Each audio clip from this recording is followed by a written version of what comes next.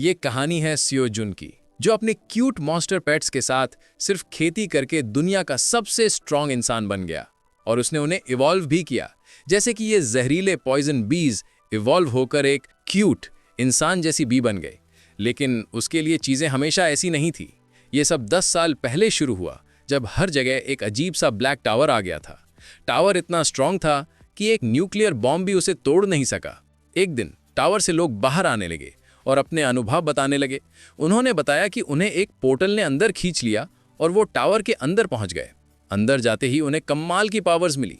अगर वो टावर को जीत लेते तो उन्हें बड़े बड़े रिवॉर्ड्स और मिथिकल आइटम्स मिल सकते थे, जैसे कि एक गोल्डन टिकट जिससे आम लोग भी अंदर जाकर पावर्स हासिल कर सकते थे।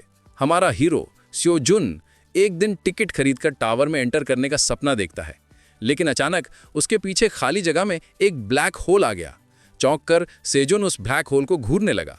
उसका दिल अपने सपनों को पूरा करने की एक्साइटमेंट से तेजी से धड़क रहा था। उसने अपनी आंखें बंद कर लीं, ये सोचते हुए कि ब्लैक होल उसे भी दूसरों की तरह अंदर खींच लेगा। लेकिन हैरानी की बात यह थी कि ब्लैक होल ने उसे कहीं नहीं पहुंचाया।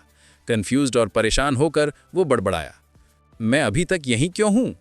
इससे पहले कि वो कुछ और सोच पाता, ब्लैक होल सिकुड़ने लगा। नहीं, मेरा फ्यूचर! वो उम्मीद खोते हुए चिल्लाया। अपने सपनों को छोड़ने को तैयार नहीं था। टावर में हर कीमत पर जाने का इरादा करके सेजुन बिना सोचे समझे उस ब्लैक होल में घुस गया। जैसे ही वो अंधेरे में गायब हुआ, वो अपने दिल की धड़कन महसूस कर सकता था, ये सोचती हुए कि वो आखिर कहां पहुंचेगा। जब सेजुन आखिरकार ब्लैक होल से बाहर निकला तो वो कंफ्यूज्ड और डिसोरिएंटेड था, क्योंकि टावर के फर्स्ट फ्लोर पर आलीशान शैंडेलियर्स होने चाहिए थे जो एरिया को रोशन करते हैं। लेकिन ये जगह तो पत्थरों से बनी एक गुफा थी, जहां से बाहर निकलने का एक ही रास्ता था, गुफा की छत में बना हुआ छेद। फ्रस्ट्रेट होकर वो चिल्लाया, ये मैं आखिर हूं कहां? फंसा हुआ और अकेला हमारा प्रोटैगनिस्ट उसी अजीब टावर के अंदर एक बुरी हालत में था, जिसमें वो हमेशा से आना चाहता था। उसने पूरा एक दिन बाहर निकलने का रास्ता ढूंढने में बिता दिया था। उसकी निराशा के बीच बाहर निकलने का एक ही रास्ता था, गुफा की छत में बना हुआ छेद। लेकिन दीवार पर चढ़कर उस छेद तक पहुंचना नामुमकिन लग रहा था, जब तक कि वो स्पाइडरमैन ना हो। जब वो अपनी किस्मत के बारे में सोच रहा था, तभी अचानक उसके फोन का अलार्म बजने से वो चौंक गया। इस अजीब जगह में खोने के बावजूद अलार्म ने उसे यकीन दिला दिया कि उसे यहां आए हुए पूरा एक दिन हो चुका है। भूखा और डिसोरिएंटेड, उसने अपने कम सामान को टटोला ताकि अपनी सिचुएशन को समझ सके। सिर्फ एक पानी की बोतल, 27 चेरी टोमेटोज, 10 हरी प्याज, 7 मीठे आलू यानी कि स्वीट पोटैटोज और एक धुला हुआ सेब के साथ उसे अपने बचे हुए खाने को संभाल कर इस्तेमाल करना था। उसने पहले सेब खाने का फैसला किया, उसकी मिठास का आनंद लेते हुए। उसकी बाकी कच्ची सब्जियों के हर बाइट ने उसे एक अजीब सी खुशी दी। एक स्वीट पोटैटो और 5 चेरी टोमेटोज खाने के बाद सेजुन ने एक हरी प्याज उठाई। फिर उसने प्याज की जड़ का सफेद हिस्सा उस नरम मिट्टी में दबा दिया जहां से सूरज की रोशनी आ रही थी। फिर उसने बाईं तरफ 2 स्वीट पोटैटोज और दाईं तरफ चेरी टोमेटोज लगा दिए। फिर अचानक हमारे प्रोटैगनिस्ट के पैरों के नीचे की जमीन जोर से कांपने लगी। झटका उसके पूरे शरीर में दौड़ गया, जिससे वो दर्द और कंफ्यूजन में कांपने लगा। ये क्या हो रहा है? वो खुद को संभालने की कोशिश करते हुए बड़बड़ाया। उसने देखा कि गुफा की छत से आ रही रोशनी एक अजीब नीले रंग की हो गई थी। उसकी आंखें हैरानी से फैल गईं जब आसमान में एक विशालकाय ब्लैक ड्रैगन दिखाई दिया, जिसकी दहाड़ पूरी गुफा में गूंज रही थी। उस शानदार जीव को नीली रोशनी में आसमान में उड़ते देखकर वो हैरान रह गया। इससे पहले कि वो इस अजीब नज़ारे को पूरी तरह से समझ पाता, उसकी आंखों के आगे अंधेरा छा गया और वो बेहोश हो गया। होश आने पर हमारे प्रोटैगनिस्ट ने खुद को संभालने की कोशिश की। वो ये जानकर हैरान रह गया कि वो पूरे 2 दिन से बेहोश था। उसका शौक तब और बढ़ गया जब उसने मुड़कर देखा तो उसके पीछे एक पूरी तरह से उगा हुआ पेड़ खड़ा था। ये क्या? एक पेड़? ये तो एक हरी प्याज है जो मैंने लगाई थी। ये इतना बड़ा कब हो गया? क्या हरी प्याज 2 दिन में इतनी बड़ी हो सकती है? उसने सोचा। वो ये सोचे बिना नहीं रह सकता कि टावर के अंदर की अजीब पावर ने सिर्फ हरी प्याज पर ही नहीं, बल्कि उसके लगाए हुए दूसरे पौधों पर भी असर किया था। उसकी हैरानी का ठिकाना नहीं रहा जब उसने देखा कि 52 चेरी टोमेटो के पौधे भी निकल आए हैं। अपने नए रिसोर्सेज का पूरा इस्तेमाल करने का इरादा करके उसने उस विशाल हरी प्याज की कटाई शुरू कर दी। ये काम उसके सोच से ज्यादा मुश्किल था, लेकिन आखिरकार वो फसल इकट्ठा करने में सफल रहा। इस अनोखे पौधे का स्वाद चखने के लिए उसने सावधानी से एक बाइट लिया। उसकी हैरानी तब बढ़ गई जब उसने पाया कि वो इतनी तीखी थी कि उसकी आंखों में पानी आ गया और उसका चेहरा लाल हो गया। वो तुरंत पास के तालाब की तरफ भागा और खुद को शांत करने के लिए थोड़ा पानी पिया, कसम खाते हुए कि वो इस चीज को दोबारा कभी कच्चा नहीं खाएगा। अब अपने मुंह का स्वाद ठीक करने के लिए उसने चेरी टोमेटोज खाना शुरू कर दिया, ये सोचते हुए कि यहाँ सूरज कभी नहीं डूबता। बल्कि 10th फ्लोर पर ब्लू मून की घटना हुई, जिससे उस जगह पर थोड़ी देर के लिए अंधेरा छा गया। टावर के आने के बाद से 10 साल बीत चुके थे और पावरफुल फीनिक्स गिल्ड ने 37th फ्लोर तक सफाई कर दी थी। 30th फ्लोर के ऊपर के बारे में बहुत कम जानकारी थी, लेकिन उसे YouTube वीडियोस से पता था कि 10th फ्लोर पर स्केलेटन्स, 11th पर गॉब्लिन्स, 20th पर ऑर्क्स और 31st फ्लोर से स्पाइडर मॉन्स्टर्स घूमते थे। जिस चीज ने उसे परेशान किया वो था वो ड्रैगन जिसका उसने सामना किया था। किसी ने भी टावर में ड्रैगन्स या छिपकली जैसे जीवों का जिक्र नहीं किया था। ये कौन सा फ्लोर है? उसने लेटते हुए सोचा। उसने सोचा कि क्या वो इतने ऊंचे फ्लोर पर है जहां तक अब तक कोई नहीं पहुंचा था। तभी उसके चेहरे पर पानी की बूंदें गिरी और वो जल्दी से उठ गया। क्या टावर में बारिश हो रही थी? उसने सुना था कि मौसम लगभग हमेशा सुहाना रहता था और जब उसने ऊपर देखा तो आसमान साफ था, लेकिन उसने कुछ बहुत तेजी से हिलते हुए देखा और डर गया। सोचा कि शायद ये कोई मॉन्स्टर है, लेकिन जो जीव उसने देखा वो उसके पास आया और वो एक क्यूट सा खरगोश निकला जो उसकी फसलों पर लार टपका रहा था। वो हैरान था और सोचने लगा कि क्या ये खरगोश भी एक मॉन्स्टर है। खरगोश छत से कूदा और वो उसे पकड़ने के लिए दौड़ा, लेकिन खरगोश ने उसके सर को एक स्टेपिंग स्टोन की तरह इस्तेमाल किया और जमीन पर सुरक्षित उतर गया। वो उछलकर हरी प्याज के पौधों के पास गया और सेजुन को एहसास हुआ कि ये खरगोश कोई मामूली चीज नहीं थी। खरगोश ने हरी प्याज के पौधों की तरफ इशारा किया और कहा, सून। उसने पूछा कि क्या वो उन्हें खाना चाहते हैं। खरगोश ने जवाब दिया और वो समझ गया कि वो खाना चाहते हैं। उसने हरी प्याज का एक पत्ता तोड़ा और खरगोश को दे दिया, जिसने उसे खुशी खुशी ले लिया। जैसे ही खरगोश पत्ता खा रहा था, उसने उससे कहा कि अगर उसे पसंद है तो वो और ले सकता है। फिर उसने देखा कि पौधे पहले ही वापस उग चुके थे। इस रफ्तार से उसे दिन में 2 बार उनकी कटाई करनी पड़ेगी। लेकिन खरगोश जोर जोर से कुछ कहने लगा और उसे एहसास हुआ कि वो उससे बात नहीं कर रहा है। उसने गुफा के प्रवेश द्वार पर ऊपर देखा और एक और खरगोश को आते हुए देखा। वो नीचे उतरी और खरगोश को एक स्ट्रॉ हैट और एक वाटरिंग कैन दिया और वो दोनों उसके सामने खड़े हो गए। वो एक और खरगोश को देखकर हैरान था और सोचा कि शायद वो दोनों रिश्तेदार हैं। उसने खरगोशों से पूछा कि क्या वो शादीशुदा हैं और उन्होंने उसके शक की पुष्टि कर दी। अगले दिन हम देखते हैं कि खरगोश खेती कर रहे हैं और बहुत खुश हैं, जबकि सेजुन सोच रहा है कि ये सब कैसे हुआ। कल जब खरगोशों ने अपना परिचय दिया तो उन्होंने उससे कहा कि वो गुफा में रहना चाहते हैं। जब वो उसे मनाने की कोशिश कर रहे थे तो वो बहुत क्यूट लग रहे थे। सेजुन को लगा कि वो क्यूटनेस के ओवरडोज से मर जाएगा और उसने उनकी रिक्वेस्ट एक शर्त पर मान ली। उसने खरगोशों से कहा कि वो यहाँ मुफ्त में नहीं रह सकते। अगर वो खेती में उसकी मदद करेंगे तो वो उन्हें रहने देने के बारे में सोचेगा। उसने सोचा कि इससे खरगोश थोड़ा हिचकिचाएंगे, लेकिन हिचकिचाने के बजाय वो उस पर कूद पड़े और उसे लाड प्यार करने लगे। अब वो अपनी जगह पर बैठा है, खरगोशों को काम करते हुए देख रहा है। उसे लगता है कि खरगोश उसे कंट्रोल करने के लिए अपनी क्यूटनेस का इस्तेमाल कर रहे हैं, लेकिन वो इस बात को जाने देता है। वीडियो में आगे बढ़ने से पहले इस वीडियो को बनाने में बहुत समय और मेहनत लगी है, तो अगर आपने अभी तक इस वीडियो को लाइक और चैनल को सब्सक्राइब नहीं किया है तो प्लीज कर लीजिए। मैं दिल से आप सबका इस चैनल को सपोर्ट करने का धन्यवाद करता हूँ। अब चलिए वीडियो के साथ आगे बढ़ते हैं। वो खरगोशों से पूछता है कि जो टूल्स वो इस्तेमाल कर रहे थे क्या वो स्पेशल आइटम्स थे। पति खरगोश के पास एक वाटरिंग कैन था जिसमें लगता था कि पानी कभी खत्म नहीं होता, और सेजुन श्योर नहीं है, लेकिन उसे लगा कि पत्नी खरगोश के पास एक मैजिक पॉकेट था जिसमें खेती के लिए जरूरी सारे टूल्स थे। सेजुन कहता है कि उसे जलन हो रही है और वो सोचता है कि काश उसके पास भी इतना बढ़िया आइटम होता। खरगोशों ने हरी प्याज की कटाई पूरी कर ली थी और वो उन्हें सेव जुन को दिखाने के लिए बहुत एक्साइटेड थे। सेजुन ने उन्हें हरी प्याज को सुखाने के लिए कहा और बाकी फलों को देखने लगा, लेकिन खरगोश सेजुन को उत्सुक और बेसब्र आंखों से देख रहे थे। वो उससे एक सवाल पूछ रहे थे और सेजुन समझ गया कि वो क्या चाहते हैं। उसने उन्हें बताया कि उन्होंने उसका टेस्ट पास कर लिया है और अब वो गुफा में रह सकते हैं। ये खुशखबरी सुनकर खरगोश खुशी से कूदने लगे और आपस में कुछ बात करने लगे। वो गुफा की कोने की तरफ दौड़े और सेजुन सोचने लगा कि अब वो क्या करने वाले हैं। पत्नी ने अपने पति को एक बेलचा दिया और उसने खोदना शुरू कर दिया। देखते ही देखते उसने अपने और अपनी पत्नी के लिए एक घर बना लिया। पत्नी ने उनके नए घर के दरवाजे पर फूलों का हार लगाया और अपने पति का अंदर स्वागत किया, लेकिन वो खुदाई और घर बनाने से इतना थक गया था कि वो मुश्किल से खड़ा हो पा रहा था। सेजुन उनके पास गया और कहा कि पति खरगोश ने इतनी जल्दी घर बनाकर बहुत अच्छा काम किया। पति खरगोश ने उसे एक थम्स अप दिया, लेकिन तभी उसने अपने कंधे पर अपनी पत्नी का हाथ महसूस किया। वो शर्मा रही थी और क्यूटली दरवाजे की तरफ इशारा कर रही थी और पति ये देखकर डर गया। वो डरा हुआ था, लेकिन उसकी पत्नी उसे कुछ मीठा प्यार करने के लिए अंदर खींच ले गई। सेजुन ने उनके घर से आ रही आवाजें सुनी और पति को ऑल द बेस्ट कहा, लेकिन अंदर ही अंदर वो रो रहा था, क्योंकि उसे एक पत्नी होने की वजह से उससे जलन हो रही थी। वो जलन ज्यादा देर नहीं टिकी और सेजुन अपनी जगह पर वापस चला गया। उसने कहा कि गुफा में अकेले रहना बहुत बोरिंग था और अब खरगोशों की वजह से उसके पास मदद करने के लिए कोई था और देखने के लिए कुछ प्यारा था। फिर वो आराम करने के लिए प्याज के पत्तों से बने बिस्तर पर लेट गया। लेकिन कुछ देर बाद उसने कुछ जलने जैसा महसूस किया। अचानक उसकी पीठ जलने लगी। वो कूद कर खड़ा हो गया और जमीन पर लुढ़कने लगा। उसे लगा कि उसकी पीठ में आग लग गई है। वो हैरान था कि अभी अभी क्या हुआ। जब वो उठा तो उसने इसके पीछे का कारण देखा। पानी से भरी प्लास्टिक की पानी की बोतल एक लेंस का काम कर रही थी और सूखे प्याज के पत्तों को जला रही थी। सेजुन को मशहूर सर्वाइवल शो से ज्ञान था। उसने सीखा था कि 2 सूखे पत्तों को रगड़ने से आग पैदा हो सकती है। वो घंटों से कोशिश कर रहा था, लेकिन सफल नहीं हुआ। उसकी निराशा बढ़ती जा रही थी। फिर भी जैसे ही वो हार मानने वाला था, उसकी नज़र एक छोटी सी चिंगारी पर पड़ी और उसके अंदर एक्साइटमेंट की एक लहर दौड़ गई। सेजुन की हरकतों से क्यूरियस होकर खरगोश जांचने के लिए अपने घर से बाहर निकले। उसने सूखे पत्तों के ढेर पर फूंक मारकर अंगारों को हवा देने में उनकी मदद ली, जबकि वो एक बोतल को लेंस के रूप में इस्तेमाल कर रहा था।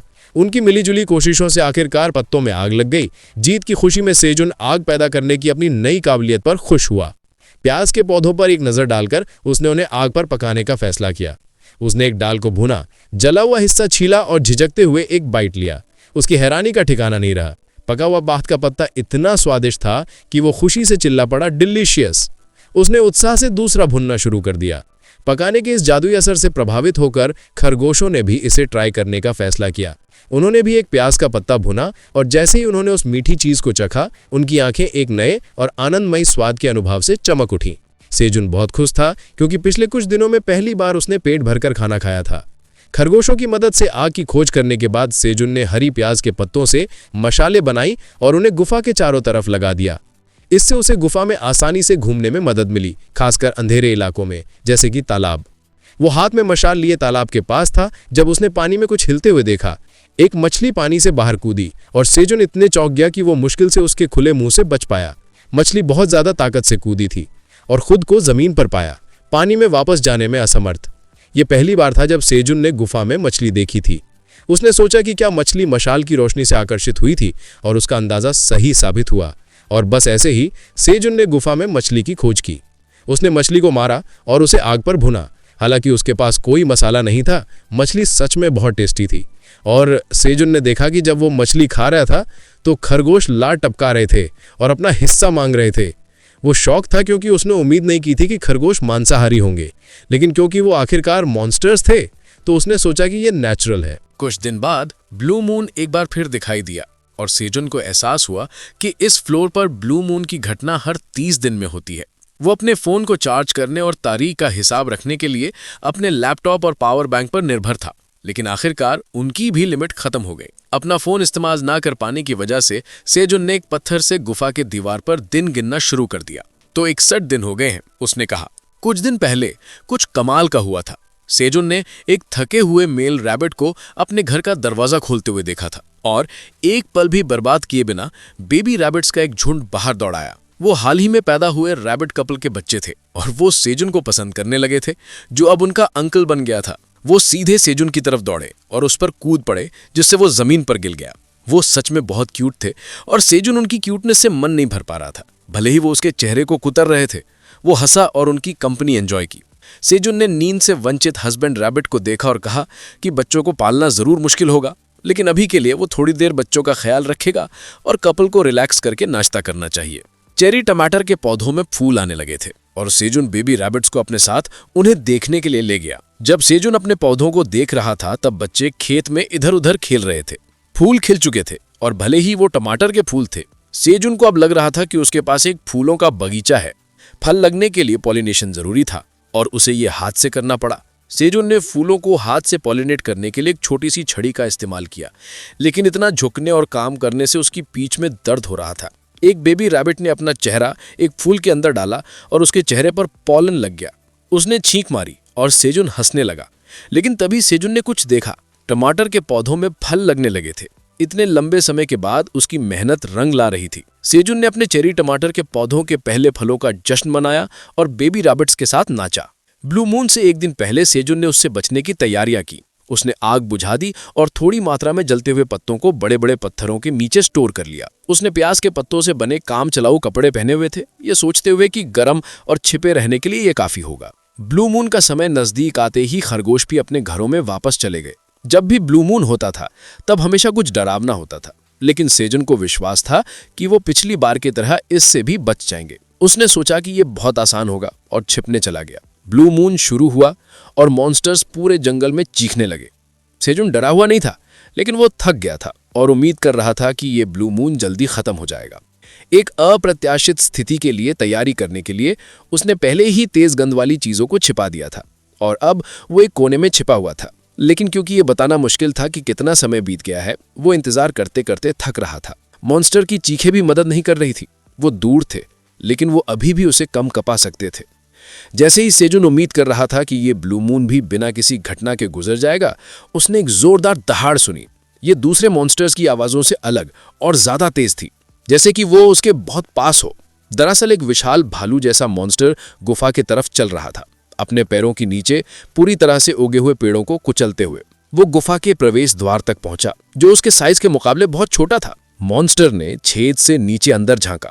सेजुन उसे देखता ही रह गया। वो अपने सामने विशाल भालू जैसे मॉन्स्टर से डरा हुआ था, लेकिन शुक्र है कि मॉन्स्टर ने अभी तक उसे देखा नहीं था।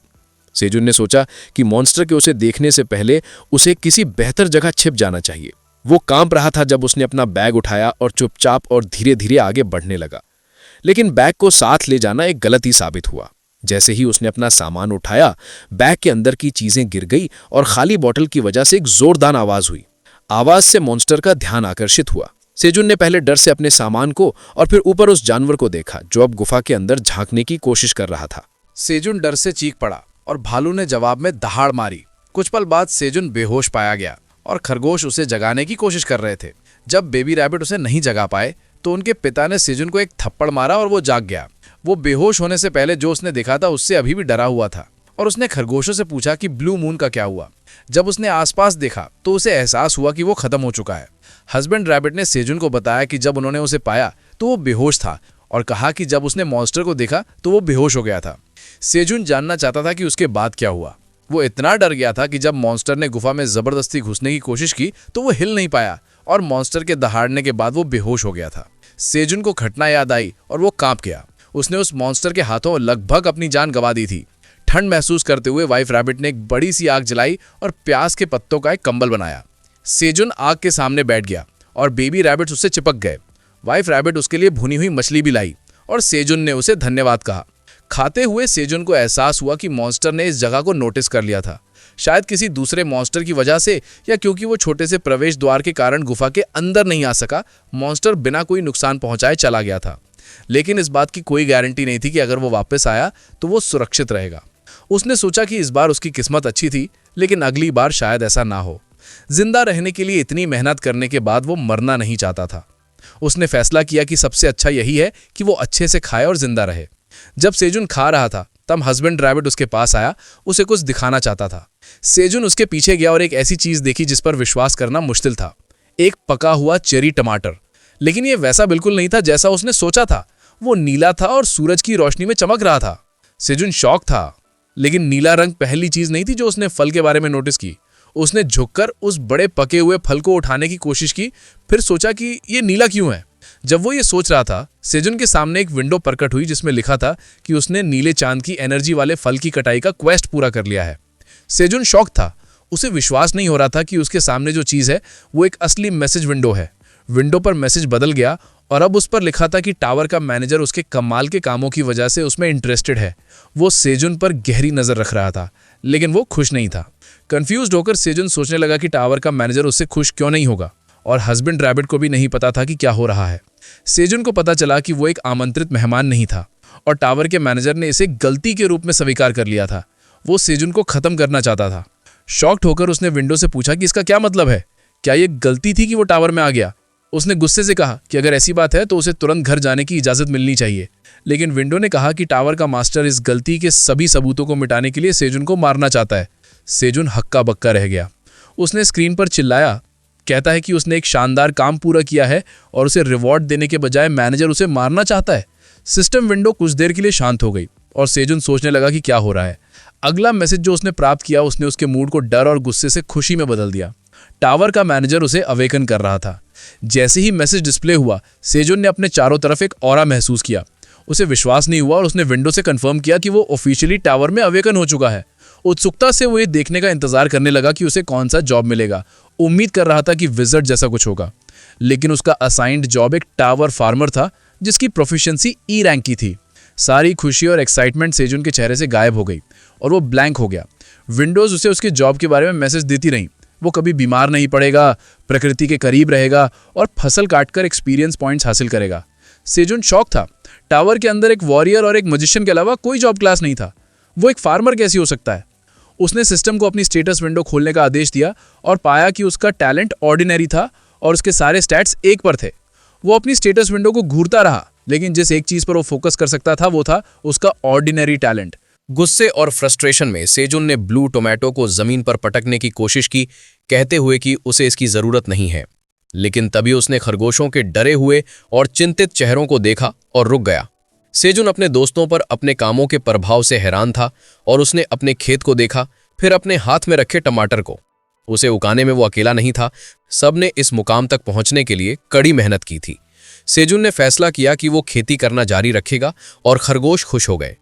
सेजुन ने अपने हाथ में रखे ब्लू टमाटो को देखा और एक इन्फॉर्मेशन विंडो खुल गई जो उसे टमाटो के बारे में बता रही थी। ये एक जादुई चेरी टमाटो था जिसमें ब्लू मून की शक्ति थी। ये न सिर्फ टेस्टी और पौष्टिक था, बल्कि इसे खाने पर किसी का एमपी परमानेंट रूप से 0.05 बढ़ जाएगा।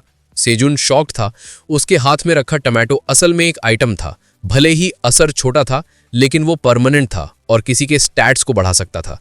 सेजुन खुद से हैरान था। उसने इतनी बड़ी चीज उगाई थी, लेकिन टावर का मैनेजर उसे देख रहा था और चीजें जैसे चल रही थीं उससे संतुष्ट नहीं था।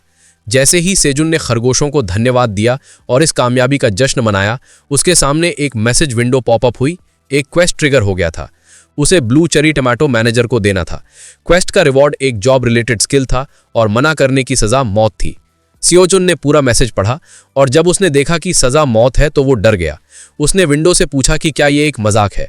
गुस्से में उसने एडमिन पर उसे ब्लैकमेल करने का आरोप लगाया और अपने कामों को सही ठहराने के लिए एक क्वेस्ट का नाम इस्तेमाल करने का इल्जाम लगाया। सेजुन ने एडमिन से कहा कि अगर उसे ब्लू टमाटो चाहिए तो उसे ठीक से मांगना चाहिए। अगर एडमिन इस तरह के गंदे खेल खेलेगा और ऐसा दिखाएगा जैसे वो सेजुन को ऑप्शंस दे रहा है तो ये अच्छा नहीं होगा। अपना गुस्सा निकालने के बाद सेजुन को थोड़ी राहत मिली, लेकिन तभी उसे मौत की सजा याद आई और उसने विनम्रता से ब्लू टमाटो ऑफर कर दिया। सेजुन के हाथों में रखा ब्लू टमाटो गायब हो गया और उसे एक मैसेज मिला कि उसने क्वेस्ट पूरा कर लिया है। अगली विंडो में क्वेस्ट का रिवॉर्ड डिस्प्ले हुआ और सेजुन उसे पाने के लिए एक्साइटेड था। उसे पता था कि ये एक जॉब रिलेटेड स्किल है, लेकिन क्योंकि वो सिर्फ मौत की सजा पर फोकस कर रहा था, वो इसके बारे में पल भर के लिए भूल गया था। सेजुन ने टावर मैनेजर की चापलूसी करते हुए उसे दयालु कहा। फिर उसने ये चेक करने का फैसला किया कि उसे किस तरह का स्किल मिला है और उसने क्वेस्ट रिवॉर्ड खोला। रिवॉर्ड था सोइंग स्किल लेवल 1 पर। यह स्किल बीज बोने पर अंकुरित होने की संभावना को थोड़ा बढ़ा देता था। सेजुन को समझ नहीं आया कि कैसे रिएक्ट करे, लेकिन वो निश्चित रूप से निराश था। लेकिन उसने खुद को सांत्वना दी, कहते हुए कि क्योंकि उसका जॉब एक टावर फार्मर का था, वो रिवॉर्ड से ज्यादा उम्मीद नहीं कर सकता था। वो एक मशाल लेकर गुफा के अंधेरे हिस्सों में गया और एक मछली से टकराया जो आग की तरफ कूदी।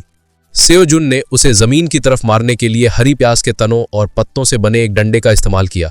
मछली मर गई और सेजुन को पता चला कि उसने एक पिरान्हा मारा है। इन्फॉर्मेशन विंडो ने उसे बताया कि उसने इसके लिए 2 एक्सपीरियंस पॉइंट्स हासिल किए हैं। ये 5वीं मछली थी जो सेजुन ने पकड़ी थी और इसके साथ उसके पास अब 10 एक्सपीरियंस पॉइंट्स थे।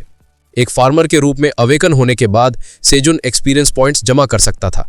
उसने कई दिनों तक रोज कई पिरान्हास पकड़े और लेवल 2 तक पहुंच गया। वो उनमें से और पकड़ना चाहता था, लेकिन उसे पता था कि ये एक बुरा आइडिया है।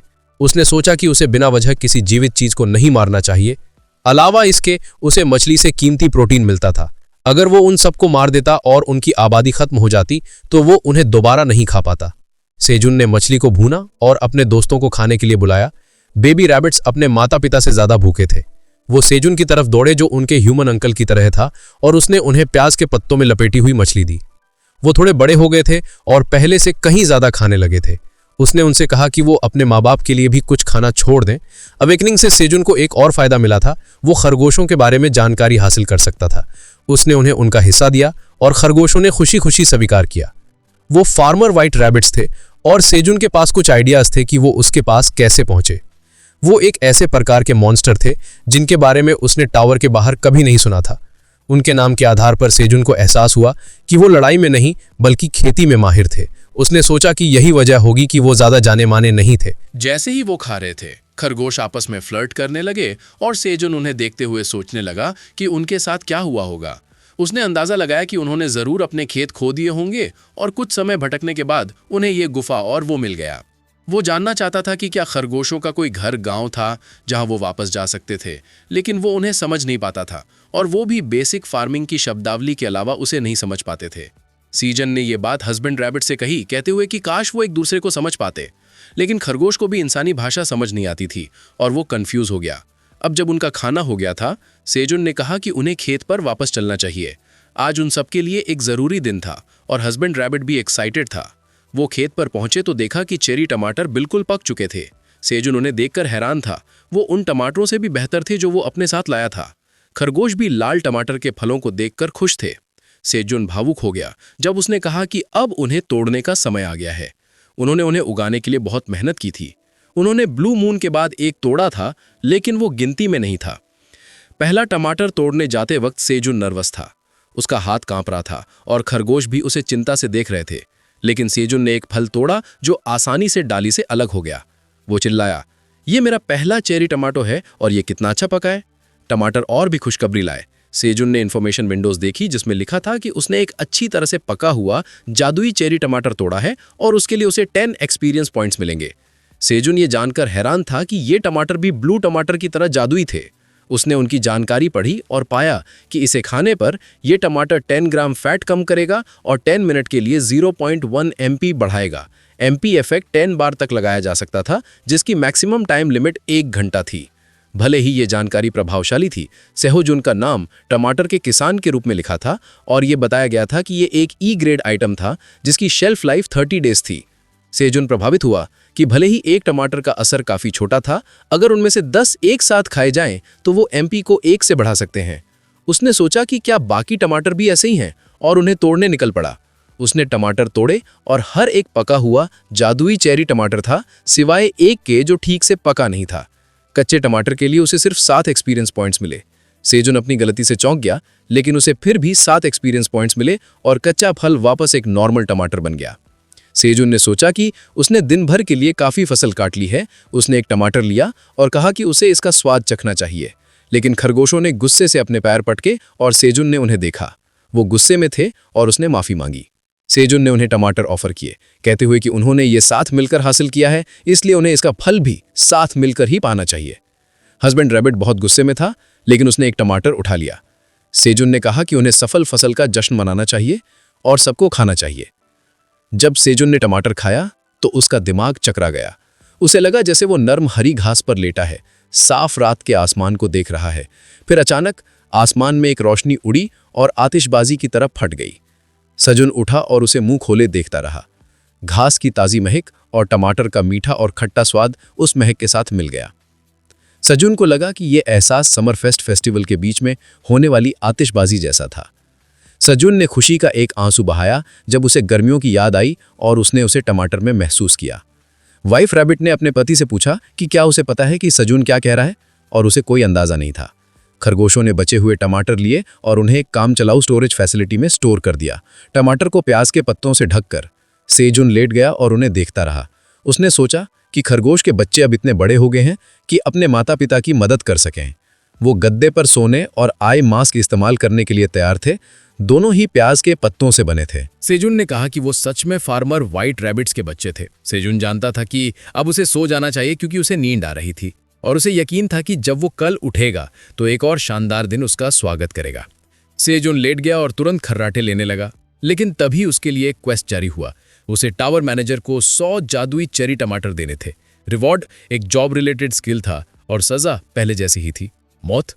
लेकिन सेजुन गहरी नींद में था और उसने क्वेस्ट विंडो पर ध्यान नहीं दिया। अचानक वो एक अलार्म की तरह जोर से बजने लगी और सेजुन को जबरदस्ती जगाया गया। चिढ़कर उसने मैनेजर को 100 टमाटेज दे दिए। मैनेजर सेजुन के इस चढ़ावे से संतुष्ट होकर उसने उसे क्वेस्ट का रिवॉर्ड दिया।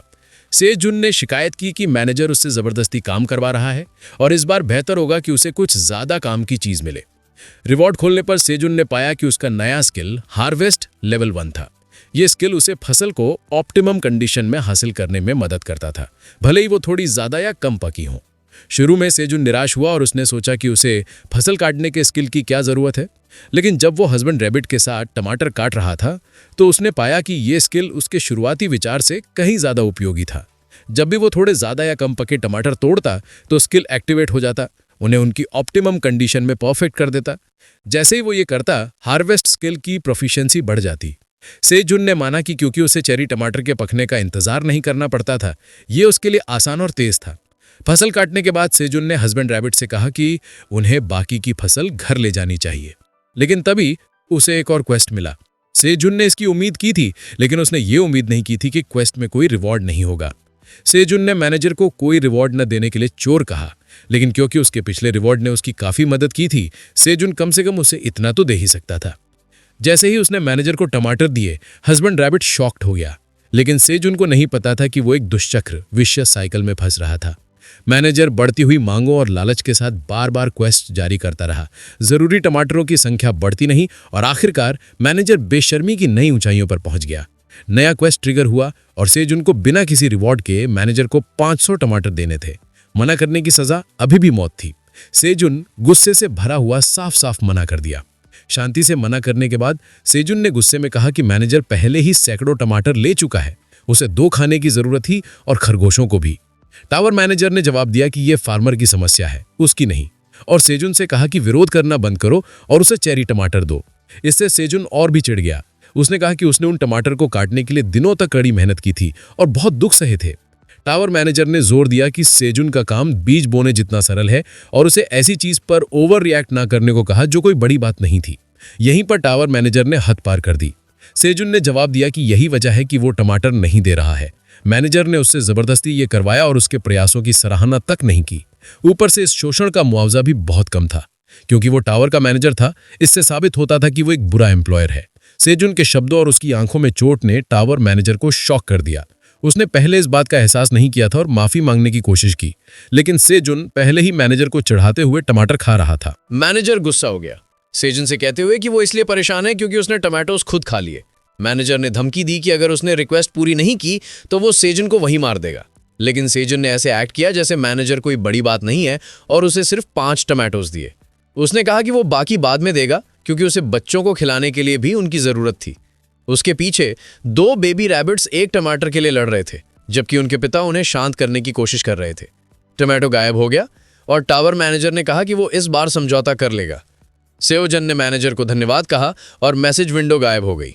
वो मन ही मन हंसा, ये सोचते हुए कि मैनेजर अभी माफी मांगने ही वाला था, लेकिन फिर उसने जोर से कहा कि टावर मैनेजर उसके सोच से ज्यादा सरल था। अब 91वां दिन है और चौथी ब्लू मून की घटना हो रही है।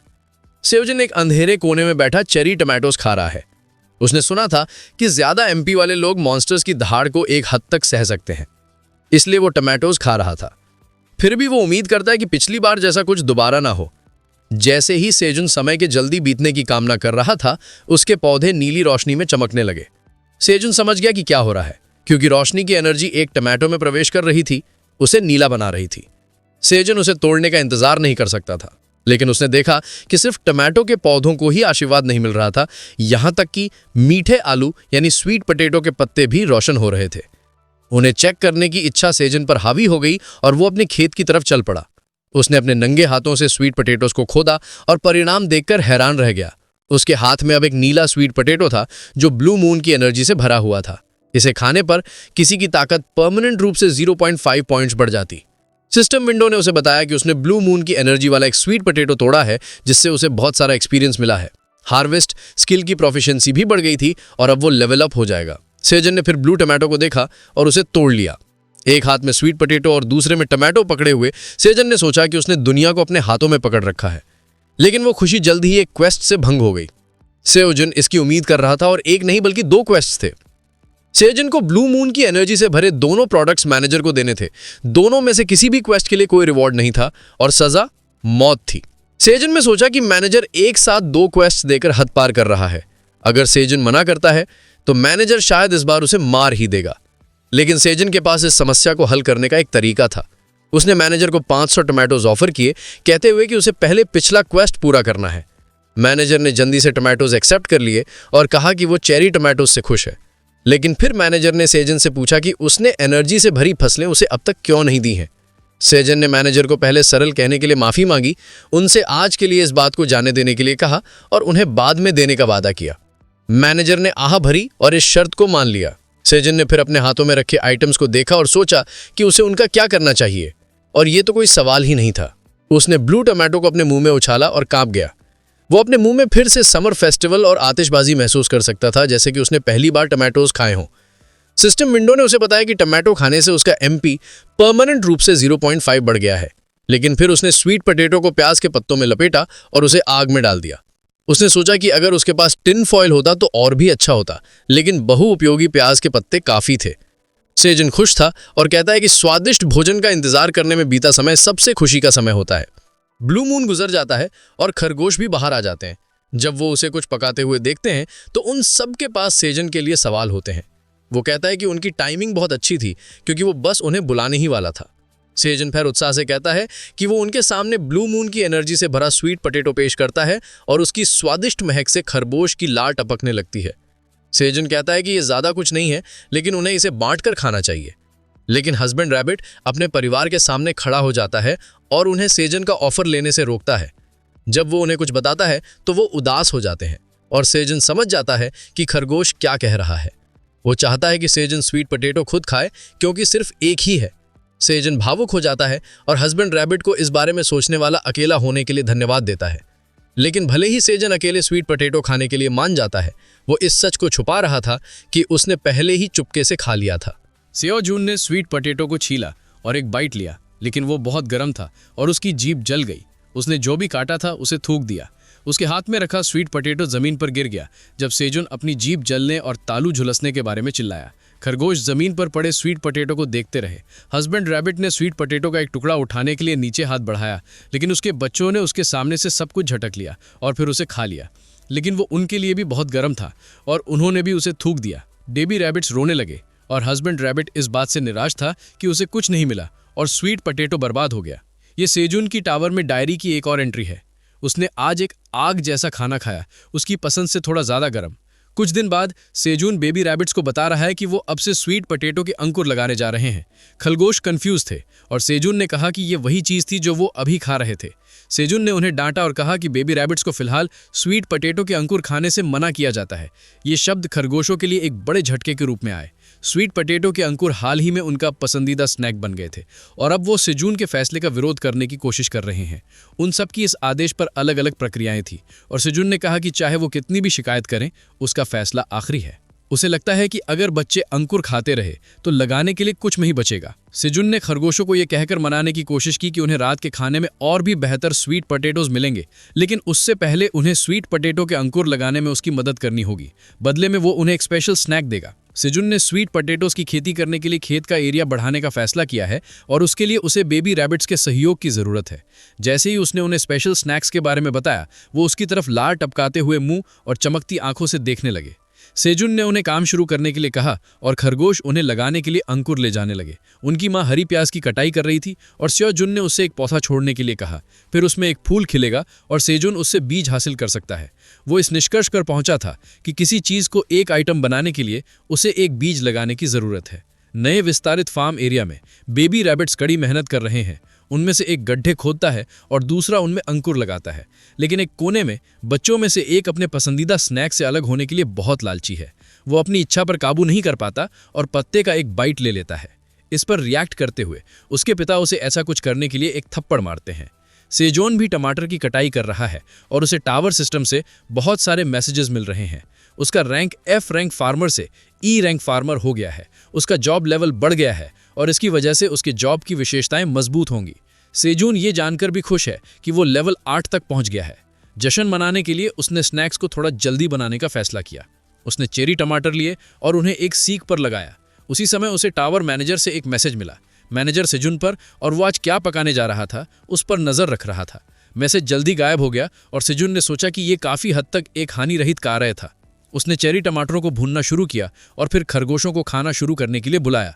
वो अपना काम छोड़कर उसके पास दौड़ते हुए आए और सुजुन ने उन्हें हड्डी की सीखों पर स्पेशल रोस्टेड चेरी टमाटोस पेश किए। भुने हुए टमाटरों के लिए इन्फॉर्मेशन विंडो भी खुल गई।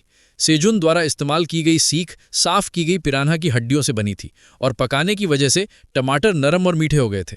खरगोश हर एक सीख लेते हैं और वो उसे खाने के लिए सच में बहुत एक्साइटेड दिखते हैं। सेजुन उन्हें बताता है कि इस रूप में इसे इधर उधर ले जाना और खाना आसान है, लेकिन वो उन्हें चेतावनी भी देता है कि ये काफ़ी गर्म है और उन्हें खाने से पहले इस पर फूंक मारनी चाहिए। लेकिन खरगोश पहले से ही इसका आनंद ले रहे हैं। सेजुन फिर कहता है कि चूंकि स्वीट पोटैटो के अंकुर पहले ही लगा दिए गए थे, उन्हें रात के खाने के लिए कुछ स्वीट पोटैटोस खोदने चाहिए। जब सेजुन स्वीट पोटैटोस खोदता है तो उसे एक पौधे में 5 स्वीट पोटैटोस मिलते हैं। वो उनके बारे में जानकारी पढ़ता है और उन्हें स्ट्रेंथ स्वीट पोटैटोस कहा जाता है। उनके असर जादुई टमाटर जैसे ही थे, लेकिन ताकत के साथ। जो कोई भी उन्हें खाता उसे 10 मिनट के लिए 0.1 अतिरिक्त ताकत मिलती और ये असर 1 घंटे में 10 बार तक लगाया जा सकता था। दूसरा असर ये था कि ये 10 ग्राम फैट को कम करेगा और पेट साफ करने में मदद करेगा, और ये बोनस उन पर भी लागू होगा जो अभी तक अवेकन नहीं हुए हैं। सेजुन गिनता है कि उसके पास अब 15 स्वीट पोटैटोस हैं, जिसका मतलब है कि उसने हर एक बोए हुए के लिए 5 आलू पाए और ये पहली फसल के लिए काफ़ी अच्छा है। लेकिन तभी सीओ जुन की नज़र एक गिरे हुए आलू के अंकुर पर पड़ती है। वो उसे लगा देता है, ये सोचते हुए कि एक भी अंकुर छोड़ना बर्बादी होगी। लेकिन तभी उसे सिस्टम से मैसेजेस मिलते हैं कि इस काम की वजह से सोइंग स्किल की प्रोफिशिएंसी बढ़ रही है। अब सीओ जुन को एहसास होता है कि ये भी सोइंग कहलाता है और उसे ये भी एहसास होता है कि अपने स्किल लेवल को बढ़ाने के लिए उसे सारे अंकुर खुद ही लगाने होंगे। सेजुन बेबी रैबिट्स को जल्दी में रुकने के लिए कहता है क्योंकि अब वो ये खुद करना चाहता है। अपने ऑफिस के अंदर मैनेजर वही करने की कोशिश करता है जो सेजुन ने अभी किया।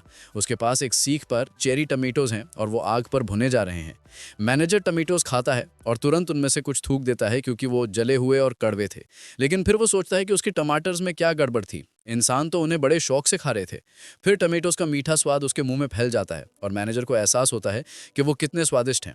अब वो ये देखने के लिए जादुई क्रिस्टल बॉल का इस्तेमाल करता है कि सीओ जुन इस वक्त क्या कर रहा है। जब मैनेजर उसे खरगोशों के साथ स्वीट पोटैटोज खाते हुए पाता है तो वो गुस्सा हो जाता है। वो चिल्लाता है कहते हुए, उन बदमाशों की हिम्मत कैसे हुई मेरे बिना स्वीट पोटैटोज खाना शुरू करने की। मैं महान ब्लैक ड्रैगन एलियन फिटोन हूँ। मैनेजर तुरंत सीओ जुन को एक क्वेस्ट भेजता है, एक भुना हुआ स्वीट पोटैटो मांगते हुए।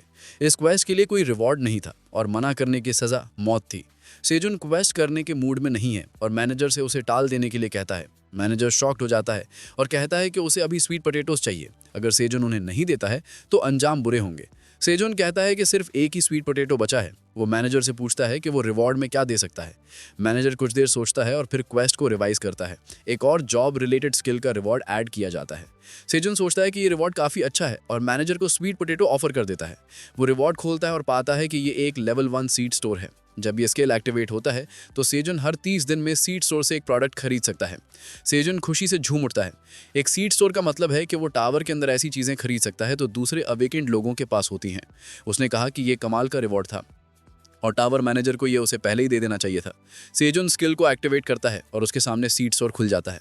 वो सेजुन की ट्रांजैक्शन हिस्ट्री चेक करता है और पाता है कि पहले कोई ट्रांजैक्शन नहीं हुआ था। लेकिन ट्रांजैक्शंस के बारे में सोचते हुए सेजुन एक ज़रूरी सवाल पर पहुंचता है कि जब उसके पास पैसे ही नहीं है तो वो खरीदारी कैसे करेगा। लेकिन तभी उसे एक और मैसेज मिलता है कि स्टोर कस्टमर सेजुन को एंट्री लेवल सर्विसेज ऑफर करेगा। वो सीड स्टोर का पहला रुकी टियर कस्टमर है और इसकी वजह से सेजुन का सामने एक टावर कॉइन प्रकट होता है और वो शॉक्ड हो जाता है। उसने कहा कि सीड स्टोर सबसे दयालु और सबसे अच्छा है।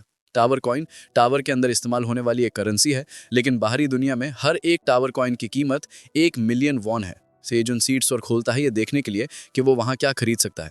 मैसेज विंडो उसे बताती है कि रुकी टियर के लिए वो 3 अलग अलग प्रकार के बीज देख सकता है और अपने वर्तमान लेवल पर सेजुन सिर्फ उनमें से एक ही खरीद सकता है। इस बार के लिए 3 प्रकार के बीज दिखाए जाते हैं और सेजुन देखता है कि वो लाल मिर्च, पत्ता गोभी या गाजर के 1000 बीज हर एक 0.1 टावर कॉइन में खरीद सकता है। सेजुन सोचता है कि नाम सीड स्टोर काफ़ी अच्छा है क्योंकि इसमें सिर्फ बीज ही हैं, लेकिन फिर वो कीमत देखता है और टावर कॉइन की बाहरी दुनिया की वैल्यू के बारे में सोचता है। उसे 1 लाख में 1000 बीज मिल रहे हैं जो बहुत महंगा है। सेजुन सोचता है कि उसे क्या चुनना चाहिए, लाल मिर्च और पत्ता गोभी किमची बनाने के लिए एक अच्छा कॉम्बो हो सकते हैं, लेकिन वो उन्हें एक साथ नहीं खरीद सकता, ना ही उसके पास उन्हें यहाँ प्रोसेस करने के रिसोर्सेज हैं। आखिरी ऑप्शन गाजर ही बचता है। जैसे ही वो गाजर कहता है, सभी खरगोशों का ध्यान सेजुन की तरफ मुड़ जाता है। वो उनसे पूछता है कि क्या हुआ, और खरगोश उसे बताने की कोशिश करते हैं कि उन्हें गाजर चाहिए। सेजुन उनके एक्साइटेड एक्सप्रेशंस देखता है और फिर से गाजर कहता है, पहले जैसा ही रिएक्शन पाते हुए। वो इसका कुछ ज़्यादा ही मज़ा ले रहा था और हस्बैंड रैबिट समय बर्बाद करने के लिए उसके चेहरे पर एक लात मारता है। सेयुजन 0.1 टावर कॉइन में गाजर के बीज खरीदता है और उसे एक सीड स्टोर माइलेज मिलता है। माइलेज का इस्तेमाल उसके सीड स्टोर का लेवल बढ़ाने के लिए किया जा सकता है और अगले लेवल तक पहुंचने के लिए उसे 100 पॉइंट्स की जरूरत है। सेयुजन को बीज एक फैंसी पाउच में मिलते हैं और वो सोचता है कि पाउच बीजों से ज्यादा महंगा है, लेकिन तभी उसे मैनेजर से एक मैसेज मिलता है जिसमें लिखा था कि वो सेयुजन की खरीदारी से संतुष्ट है। सेयुजन मुंह बनाता है और पूछता है कि वो संतुष्ट क्यों हो रहा है। ये उसकी डायरी में एक और एंट्री है। अब उसने सीड स्टोर में सौदा करके गाजर के बीज हासिल कर लिए हैं। सेयुजन गाजर लगाने के लिए एक्साइटेड है और खरगोश भी, लेकिन कोई और उन्हें दूर से देख रहा है। एक बड़ी और क्यूट सी मक्खी सेयुजन और खरगोशों को गाजर के बीज हासिल करने का जश्न मनाते हुए देखती है। मक्खी इस दृश्य से प्रभावित होकर नए बीजों और सेयुजन और खरगोश के खुशी भरे जश्न को बेहतर तरीके से देखने के लिए पास मंडराती है। फिर जैसे ही सीन बदलता है, हम हस्बैंड और वाइफ रैबिट्स को खुशी से गाते हुए और उस जगह के पास आराम करते हुए देखते हैं जहां सेयुजन ने गाजर के बीज लगाए थे। उनकी खुशी को देखते हुए सेयुजन को एहसास होता है कि भले ही गाजर अभी तक अंकुरित नहीं हुए हैं, खरगोशों का उनके प्रति एक गहरा लगाव जरूर होगा, लेकिन वो उन्हें मौज मस्ती करने देता है और एक झपकी ले लेता है। उठने के बाद सेयुजन फूलों को पॉलिनेट करने और हरी प्याज की कटाई करने की प्लान बनाता है। जैसे ही सेयुजन अपनी आंखें बंद करता है, एक बेबी रैबिट भी उसके पास आकर सो जाता है, लेकिन अचानक उसे अपने कान के पास से गुजर रही एक भिन भिनाने की आवाज सुनाई देती है।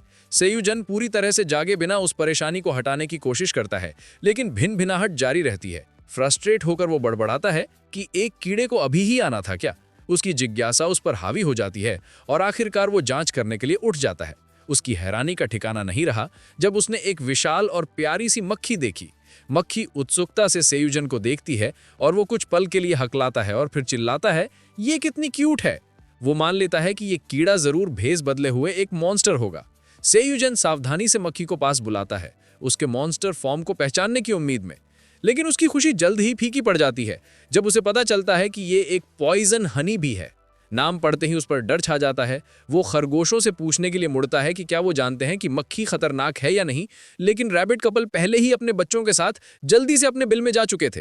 वो जहरीली मक्खी से डरे हुए थे, जिससे सेयुजन उन्हें भागते हुए देखकर स्टन रह गया। वो खरगोशों पर चिल्लाता है, उन्हें मतलबी कहते हुए। उसका चेहरा बिगड़ जाता है जब वो सोचता है कि वो उसे इस तरह अकेला कैसे छोड़ सकते हैं। जवाब की तलाश में सेयुजन टावर मैनेजर की तरफ मुड़ता है, जो उसे और जानकारी देता है। मैनेजर समझाता है कि पॉइजन हनी बीज कार्निवोरस जीव हैं जो अपने जहरीले डंक का इस्तेमाल करके मॉन्स्टर्स का शिकार करते हैं। डंक एक बड़ा खतरा है और मैनेजर सेयुजन को उनसे दूर रहने की सलाह देता है।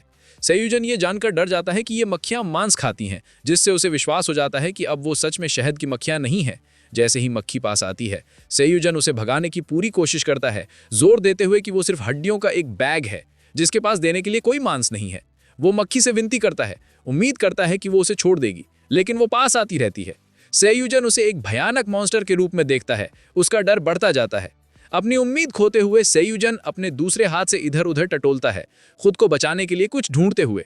उसकी हैरानी का ठिकाना नहीं रहा जब उसके हाथ में टमाटर के पौधे की टूटी हुई डाली आती है, जिसमें एक फूल भी लगा हुआ था। सेयुजन उस काम चलाओ हथियार को मक्खी की तरफ घुमाता है, सलाह देता है कि उसे उसके बजाय फूल खाना चाहिए। मक्खी उत्सुक होकर टमाटर के फूल को देखती है और सेयुजन चिंतित रहता है जब वो पास आती है। लेकिन जब वो अपनी आंखें खोलता है तो उसे एहसास होता है कि मक्खी असल में फूल का रस पी रही थी। सेयुजन हक्का बक्का रह जाता है, लेकिन तभी मक्खी एक संतुष्ट एक्सप्रेशन के साथ उसकी तरफ मुस्कुराती है। सेयुजन ने टावर मैनेजर से सवाल किया, पूछते हुए कि क्या वो श्योर हैं कि मक्खियां कार्निवोरस हैं, लेकिन उसे कोई जवाब नहीं मिला। फिर सेयुजन को एक बात समझ आई। उसे एक बहुत ही बुनियादी बात याद आई। मक्खियों को अमृत यानी नेक्टर पसंद होता है। उसने सावधानी से हनी बी के पास जाकर कहा कि अगर वो अभी भी भूखी है तो वहां बहुत सारे दूसरे फूल हैं जिनका वो आनंद ले सकती है। सेयुजन ने उसे जी भरकर खाने के लिए प्रोत्साहित किया और पॉइजन हनी भी खुशी से फूलों की तरफ उड़ गई। सेयुजन मन ही मन मुस्कुराया, ये सोचते हुए कि जिस चीज से वो शुरू में डरा था वो एक सुखद आश्चर्य निकली। मक्खी की मौजूदगी से उसे अब चेरी टमेटोज को हाथ से पॉलिनेट नहीं करना पड़ेगा। उसकी नज़र एक पत्थर के पीछे छिपे रैबिट परिवार पर पड़ी। सियोजुन ने उन्हें एक निंदा भरी नजर से देखा, कहते हुए कि वो सिर्फ अपनी चिंता करते हुए भाग गए थे। उसने सवाल किया कि उनकी वापस आने की हिम्मत कैसे हुई। खरगोश सियोजुन के गुस्से को शांत करने की कोशिश में उससे लिपट गए और एक क्यूट सा बर्ताव करने लगे। सियोजुन ने कहा कि वो उन पर गुस्सा करना बंद नहीं करेगा, लेकिन जैसे ही उसने अपनी बात पूरी की, पॉइजन हनी भी अपना खाना खत्म करके वापस आ गई। वो सीधे सियोजुन की तरफ उड़ी, जिससे वो कुछ कदम पीछे हट गया जब तक कि वो पत्थर से टकरा नहीं गया। सियोजुन ने मक्खी से पूछा कि क्या उसका पेट अभी तक नहीं भरा। अपनी सुरक्षा के बारे में चिंतित होकर उसकी हैरानी का ठिकाना न रहा जब मक्खी धीरे से उसके पेट पर उतर गई। सियोजुन अपनी टी शर्ट ठीक करते हुए और थोड़ा स्ट्रेच करते हुए समझ गया कि मक्खी का उसे नुकसान पहुंचाने या डराने का कोई इरादा नहीं था। वो सिर्फ सोना चाहती थी और सियोजुन को वो सोते हुए भी बहुत क्यूट लगी। लेकिन उसके दिमाग का एक छोटा सा हिस्सा अभी भी चिंतित था और सियोजुन ने मक्खी से पूछा कि क्या वो उसे डंक मारने की प्लानिंग तो नहीं कर रही है। हैरानी की बात यह थी कि खरगोश भी नहीं भागे थे। सियोजुन को एहसास हुआ कि टावर में खोने के बारे में उसकी डायरी में एक और चैप्टर जुड़ने वाला है। आज उसके डंजन के परिवार में एक और सदस्य जुड़ गया है। सियोजुन की मक्खी से पहली मुलाकात के कुछ हफ्ते बीत चुके हैं और टोमेटो की फसल एक बार फिर कटाई के लिए तैयार है। जिस दीवार पर सियोजुन दिनों की संख्या लिखता था, वहां अब 24 अक्षर दिख रहे हैं। हर अक्षर 5 दिनों को दर्शाता है, जिसका मतलब है कि वो यहाँ 120 दिनों से है। हम देखते हैं कि सियोजुन वाइफ रैबिट के साथ मेहनत से टोमेटोस तोड़ रहा है, जबकि हस्बैंड रैबिट गाजर के पौधों की देखभाल कर रहा है, उन्हें पानी दे रहा है। बेबी रैबिट्स आसपास खेलते रहते हैं। कभी कभी सियोजुन के बहुत पास आकर उसे परेशान करते हैं। वो उन्हें डांटता है और उन्हें कहीं और जाने का निर्देश देता है। बेबी रैबिट्स बेफिक्र होकर भाग जाते हैं और सियोजुन उनके भाई बहनों पर एक नज़र डालता है जो अपने ही खेल कूद में मगन है। उन्हें इतना बेफिक्र देखकर सियोजुन कहता है कि वो बहुत मजे कर रहे हैं। आखिरकार जब तक वो अभी भी छोटे हैं, उन्हें खेलने का आनंद लेना चाहिए। पॉइजन हनी भी सियोजुन के पास आती है, उसके कंधे पर बैठ जाती है। वो उससे पूछता है कि क्या उसने दिन भर का अमृत पी लिया है। सियोजुन सोचता है कि पॉइजन हनी बी के आने और उनके परिवार का हिस्सा बनने के कई हफ्ते बीत चुके हैं। वो उसे बताता है कि जल्द ही लंच टाइम होने वाला है और मक्खी एक्साइटेड लगती है। धीरे से अपना गाल सियोजुन के गाल से रगड़ती है। वो बताता है कि पॉइजन हनी बी ने एक रूटीन बना लिया है। वो सुबह खेत में काम करती है, नेक्टर इकट्ठा करती है और शाम को वो गुफा के बाहर जंगल में वापस चली जाती है। उसके योगदान की वजह से उसका काम का बोझ काफी कम हो गया है। वो खरगोशों को आवाज देता है, ऐलान करते हुए कि खाने का समय हो गया है, और वो उत्साह से उसकी तरफ दौड़ते हैं। उसे विश्वास है कि पॉइजन हनी भी शायद अपने असली समूह या छत्ते में वापस नहीं जाएगी। शायद उसके पास शुरू से ही कोई नहीं था। चाहे जो भी हो, उसने उनके इस अनोखे परिवार में अपनी जगह बना ली है और उन्होंने उसे खुले दिल से स्वीकार कर लिया है। जब वो अपना खाना एंजॉय कर रहे होते हैं, सियोजुन एक भुना हुआ हरा प्याज का तना पकड़ता है और हनी भी उस पर बैठ जाती है। हाल ही में उसने शहद थूकना शुरू कर दिया है और वो अभी भी वही कर रही है। शहद भुने हुए प्याज पर टपकता है, जिससे हनी ओनियन नाम का एक अनोखा डिश बनता है। ताजे भुने हुए हरे प्याज का स्वाद पॉइजन हनी बी के चिपचिपे और मीठे शहद से और भी बढ़ जाता है। सियोजुन इस कॉम्बिनेशन के पीछे का राज जानते हुए हनी अनियन का एक बाइट लेता है और चिल्लाता है, वाओ, ये बेहद मीठा और स्वादिष्ट है। खरगोश भी उसकी खुशी में शामिल होते हैं जब वो शहद से सने भोजन का आनंद लेते हैं। सियोजुन हनी बी से बातचीत करता है, अपना शुरुआती डर व्यक्त करते हुए जब उसने उसके जहरीले स्वभाव का पता लगाया था, लेकिन वो जल्द ही उसके जीवन पर उसके सकारात्मक प्रभाव को स्वीकार करता है। उसके कारण उसे तुरंत शहद मिल सका और उसने उसकी खेती बढ़ाने में भी मदद की। जुल हनी अनियन का आनंद लेते हुए हनी बी को उसकी अनमोल सहायता के लिए धन्यवाद देता है। वो कहता है कि कुछ महीनों में वो इतना शहद खा लेगा कि वो जंगल में भालुओं की बराबरी करेगा। अचानक टावर मास्टर से एक मैसेज आता है जो सियोजुन की प्रगति के लिए मास्टर की खुशी व्यक्त करता है, लेकिन जैसे ही वो मैसेज पढ़ने के लिए मुड़ता है, वो उसकी आंखों के सामने से गायब हो जाता है। कई और दिन बीत जाते हैं और सियोजुन को एहसास होता है कि ब्लू मून जल्द ही आने वाला है। वो पत्थर की दीवार पर लिखे अक्षरों को पढ़ता है, जबकि देवी रैबिट्स अपनी शरारतें जारी रखते हैं और खाना चबाते रहते हैं। सियोजुन आने वाले ब्लू मून के बारे में थोड़ी बेचैनी महसूस करता है। भले ही पिछली घटनाओं के दौरान कुछ बुरा नहीं हुआ है, वो समझता है कि किसी भी पल कुछ भी गलत हो सकता है।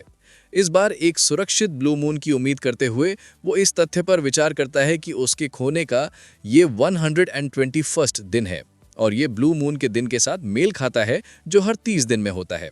सियोजुन प्याज के पत्तों से बना एक बैग लिए हुए है जिसमें चेरी टमाटर भरे हैं।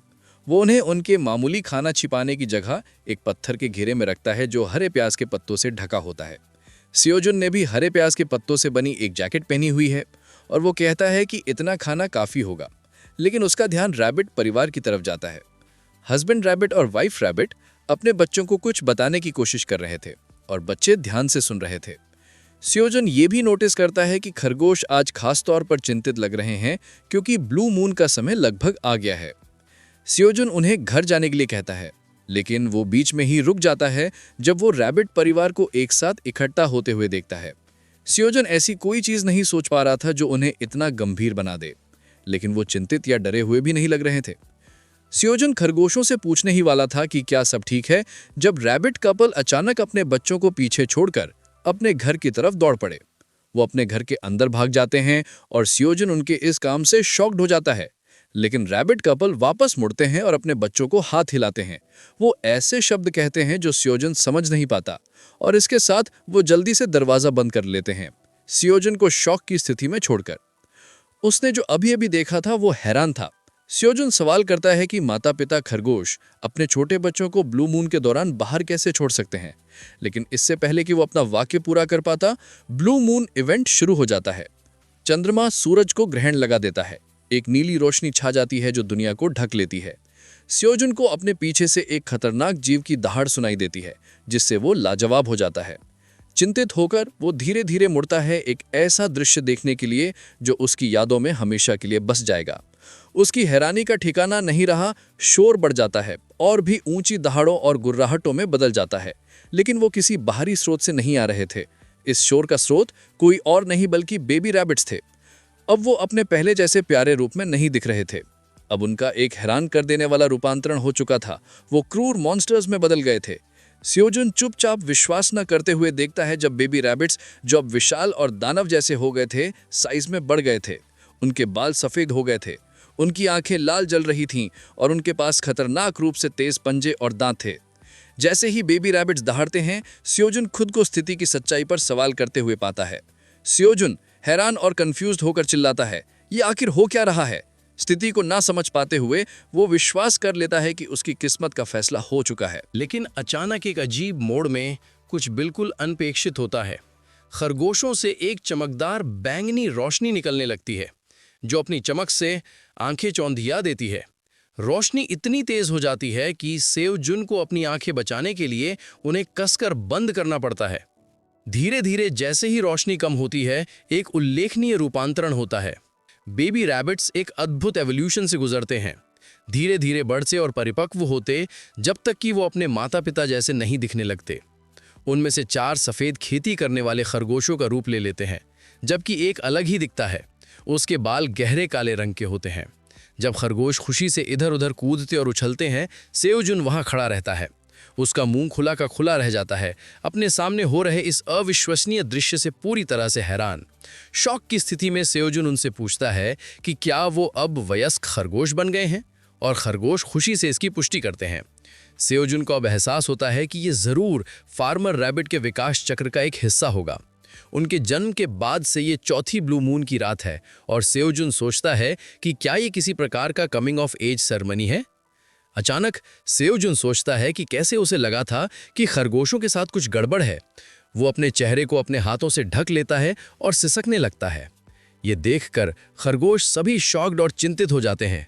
काला खरगोश सेओजुन को सांत्वना देने की कोशिश करता है, चाहता है कि वो अब और उदास ना हो।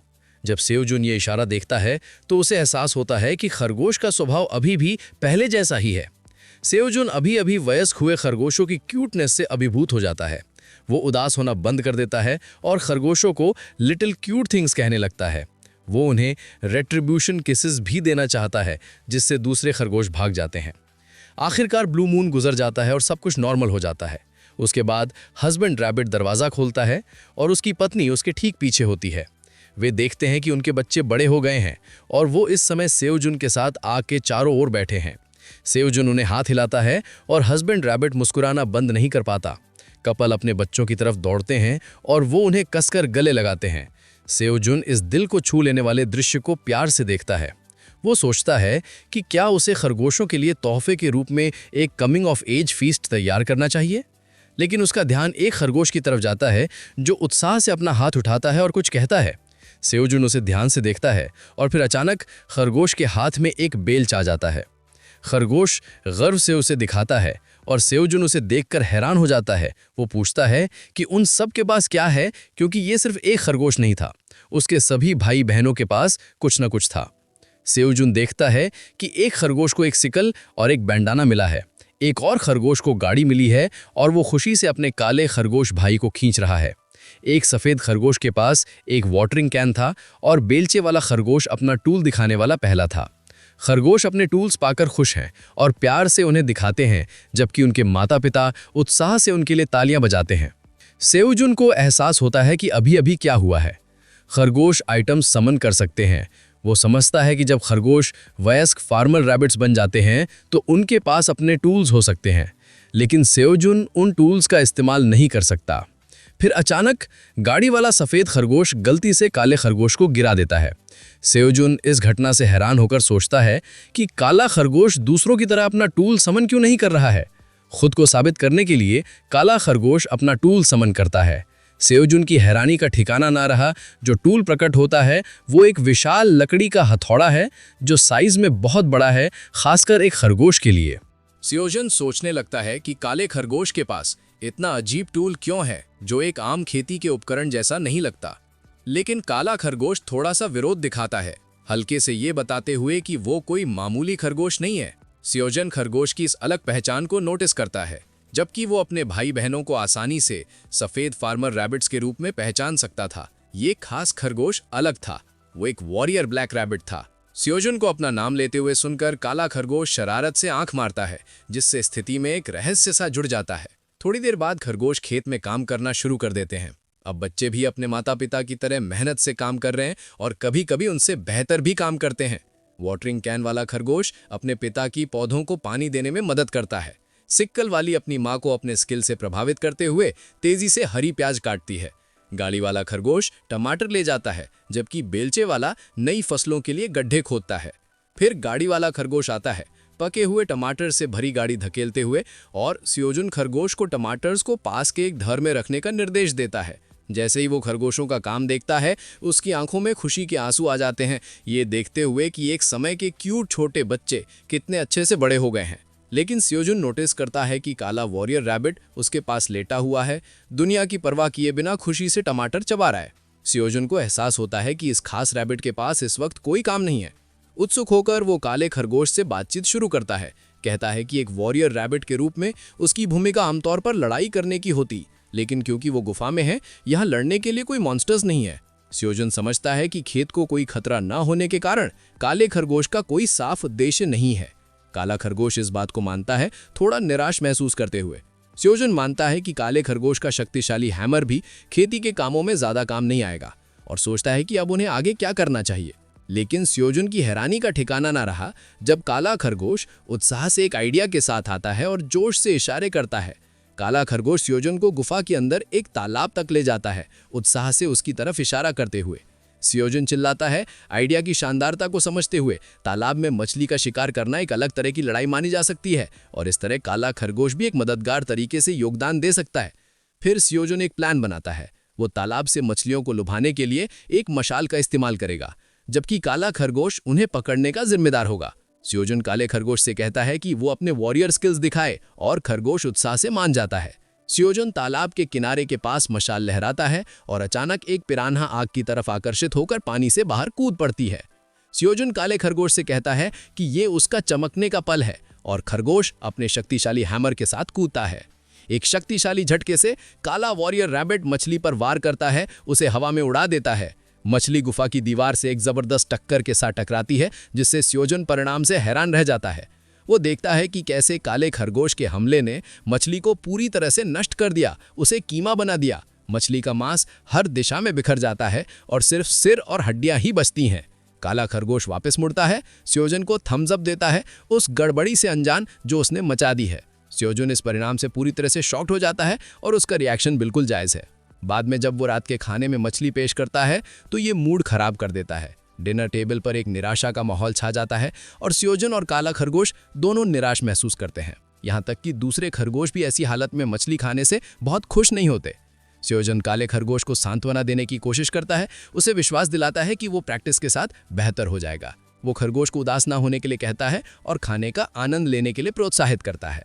धीरे धीरे सभी खरगोश अपनी भूमिकाओं में ढलने लगते हैं, जिसमें काला वॉरियर रैबिट भी शामिल है, जो मछली पकड़ने में और भी निपुण हो जाता है।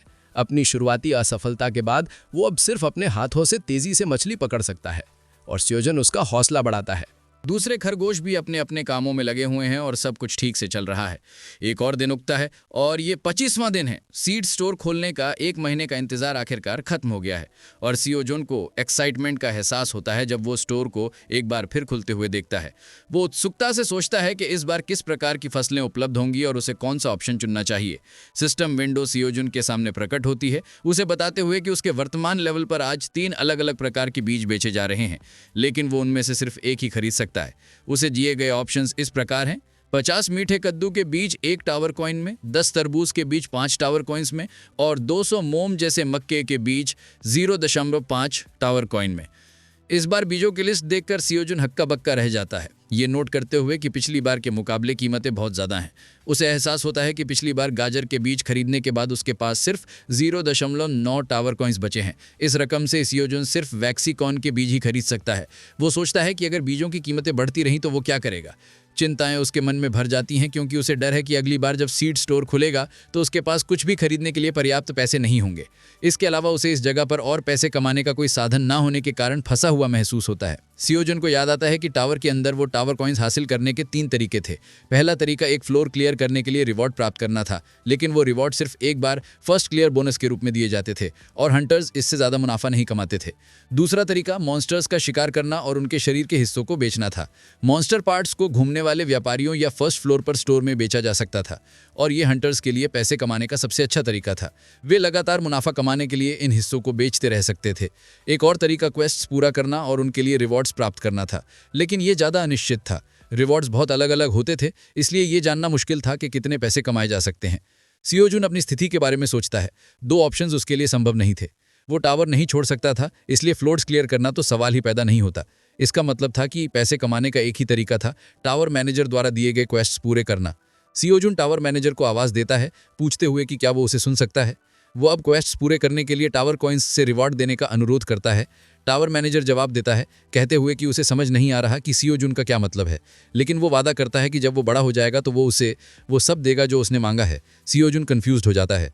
टावर मैनेजर को टावर कॉइन्स के बारे में पता नहीं लगता और कहता है कि वो उसे तब देगा जब वो बड़ा हो जाएगा। सीओ जोन फिर पूछता है कि उसे कब तक इंतजार करना पड़ेगा जब तक कि उसे बड़ा नहीं मान लिया जाता। टावर मैनेजर कहता है कि उसे कम से कम 300 साल का होना चाहिए। सीओ जोन फ्रस्ट्रेट हो जाता है और टावर मैनेजर के प्रति अपना गुस्सा व्यक्त करता है, सवाल करते हुए कि क्या वो उसके साथ मजाक कर रहा है। वो जोर देकर कहता है कि उसे उन सभी टावर कॉइन्स का रिकॉर्ड रखना होगा जो उसे मिलने वाले हैं और इस जानकारी को अपने भविष्य के बच्चों तक पहुंचाना होगा। सीओ जोन एक श्रृंखला की कल्पना करता है जो 300 साल तक चलेगी, जिसमें उसके 7वीं पीढ़ी के पोते पोती आखिरकार उसकी तरफ से टावर कॉइन्स प्राप्त करेंगे। वो मैनेजर के प्रति अपनी निराशा व्यक्त करता है, क्योंकि इस शर्त से उसके पास अपने बच्चे होने का भी कोई मौका नहीं बचता। लेकिन टावर मैनेजर सीओ जोन के गुस्से पर कोई प्रतिक्रिया नहीं देता और मैसेज विंडोज अचानक गायब हो जाती हैं, बातचीत जारी रखने में अपनी अरुचि दिखाते हुए। सीओ जोन को एहसास होता है कि गुस्सा करने से उसकी स्थिति में कोई सुधार नहीं होगा। इसके बजाय वो वर्तमान में वो क्या कर सकता है उस पर ध्यान केंद्रित करने का फैसला करता है, ताकि आराम से जीने की अपनी संभावनाओं को बेहतर बना सके। सीओ जोन समझता है कि वो इस समय सिर्फ वैक्सीकॉन के बीज ही खरीद सकता है और उसे विश्वास है कि ये एक अच्छा विकल्प है। मकाई को उबालकर या भूनकर खाने पर स्वादिष्ट हो सकती है और सीओ जोन इसे आटे में पीसकर ब्रेड जैसा कुछ बनाने पर भी विचार करता है, हालांकि वो श्योर नहीं है कि ये आइडिया काम करेगा या नहीं। सीओ जोन बीजों को खरीदने का फैसला करता है और 125वें दिन वो वैक्सीकॉन के बीज बोने के लिए और फिर उन्हें सीखने के लिए अपने छोटे से खेत की तरफ जाता है। अपने इरादे पर कायम रहते हुए सीओ जोन मकाई के बीज खरीदने को ऑप्शन चुनता है। सिस्टम उसकी 200 वैक्सीकॉन बीजों की खरीदारी को कंफर्म करता है। उसके सीड बैंक अकाउंट से 0.5 टावर कॉइन्स काट लेता है। इसके अलावा सीओ जोन ने 5 सीड माइल्स कमाए हैं, जिनका इस्तेमाल वो भविष्य में सीड स्टोर को लेवल अप करने के लिए कर सकता है। एक नया कूल डाउन पीरियड शुरू होता है और सिस्टम सीओ जोन को बताता है कि वो 30 दिन बाद फिर से सीड स्टोर को एक्सेस कर पाएगा। इसी बीच मकाई के बीजों से भरा एक कपड़े का पाउच सीओ जोन के हाथ में उतर आता है। वो पाउच खोलता है और मुट्ठी भर बीज निकालकर हस्बैंड रैबिट को दिखाता है। सीओ जोन बीजों पर उसकी राय पूछता है, ये सोचते हुए कि क्या वो अच्छे दिख रहे हैं। हस्बैंड रैबिट हाँ में सिर हिलाता है कि वो सच में अच्छी क्वालिटी के हैं। सीओ जोन सुझाव देता है कि उन्हें अपना काम शुरू करना चाहिए और सभी खरगोश खुशी से उसके साथ जुड़ जाते हैं। लेकिन शुरू करने से पहले सियोजन खुद को रोकता है और सुझाव देता है कि उन्हें पहले कुछ खा लेना चाहिए। वो मछली को भूनते हैं और साइड डिश के रूप में टमेटोस का आनंद लेते हैं। आखिरकार सियोजन की भूख शांत होती है और वो कहता है कि वो और नहीं खा सकता। वो बची हुई मछली को सुखाकर बाद के लिए स्टोर करने का फैसला करता है। खरगोशों का पेट भी भर गया था और वो सियोजन के साथ आग के पास रिलैक्स करते हैं। अचानक पॉइजन हनी भी सियोजन के पास आती है और वो गर्मी से उसका स्वागत करता है। वो पूछता है कि क्या उसका अपने घर वापस जाने के बजाय गुफा में रहना ठीक है। हनी भी मुस्कुराती है और प्यार से अपना गाल सियोजन के गाल से रगड़ती है, ये इशारा करते हुए कि उसका यहाँ परमानेंटली रहना ठीक है। सियोजन इससे बहुत खुश होता है, लेकिन तभी हनी बी के एंटेनास कुछ महसूस करते हैं और उसका एक्सप्रेशन सीरियस हो जाता है। वो ऊपर उठती है और एक दृढ़ निश्चय के साथ प्रवेश द्वार का सामना करती है। काला वॉरियर रैबिट भी अपने हथौड़े के साथ तैयार हो जाता है, एक घुसपैठी की मौजूदगी को महसूस करते हुए। सियोजन हरकत को नोटिस करता है और चिल्लाता है कि वहां जरूर कोई है। काला वॉरियर रैबिट घुसपैठी के प्रति अपना गुस्सा व्यक्त करता है और घुसपैठे जवाब देता है, सबसे कहते हुए कि वो उसे गलत ना समझे। वो साफ करता है कि वो कोई बेशरम बिल्ली नहीं है जो उनका खाना चुराने आई है। सियोजन इस बात से हक्का बक्का रह जाता है कि घुसपैठिया एक बोलने वाली बिल्ली है और सोचता है कि ये कैसे मुमकिन है। काला रैबिट और पॉइजन हनी बी लड़ने के लिए तैयार हैं, जबकि दूसरे खरगोश डरे हुए हैं। सियोजन बिल्ली से पूछता है कि वो यहाँ क्यों आया है और बिल्ली नीचे कूदती है और उसके सामने उतरती है। बिल्ली ने एक चोगा पहना हुआ है और एक छोटा सा बैग लिए हुए है। वो खड़ा होता है और हाथ मिलाने के लिए अपना पंजा आगे बढ़ाता है। बिल्ली पूछती है कि क्या सियोजन ही कस्टमर पार्क सेजन है और अपना परिचय ट्रैवलिंग मर्चेंट थियो के रूप में देता है। लेकिन सियोजन एक बोलने वाली बिल्ली को देखकर कंफ्यूज था। उसके पीछे काला वॉरियर रैबिट अभी भी बिल्ली पर शक कर रहा है।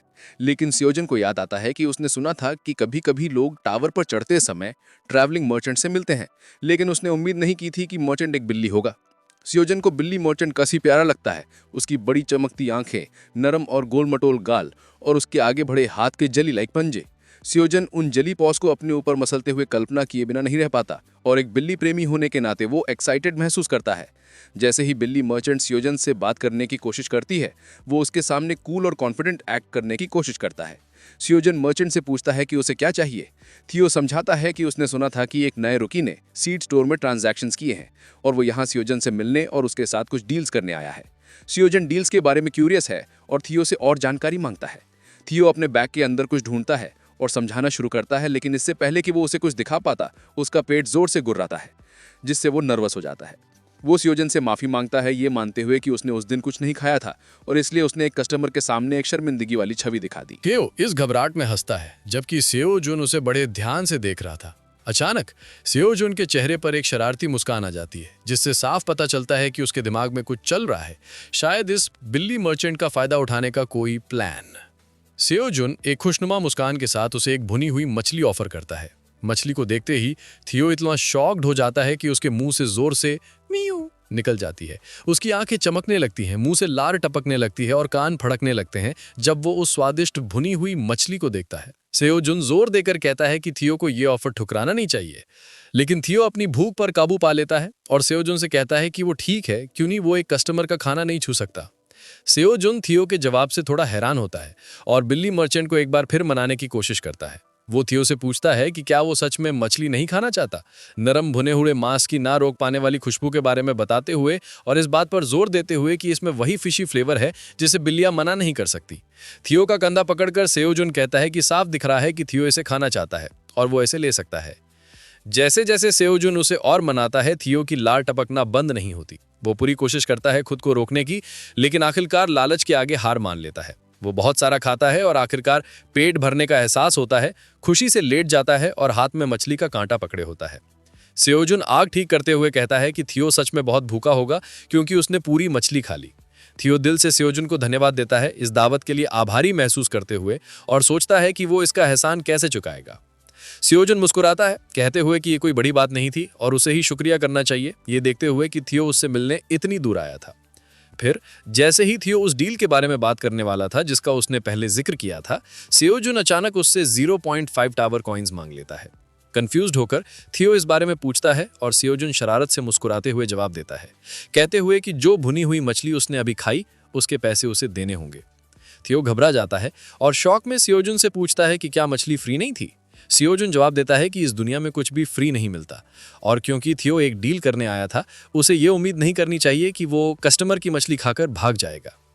थियो और भी नर्वस हो जाता है जब वो देखता है कि काला खरगोश और पॉइजन हनी भी अपने हथियारों के साथ तैयार खड़े हैं, जबकि खेती करने वाले खरगोश भी थियो का सामना करने के लिए तैयार थे अगर वो बिना पे किए भागने की कोशिश करते।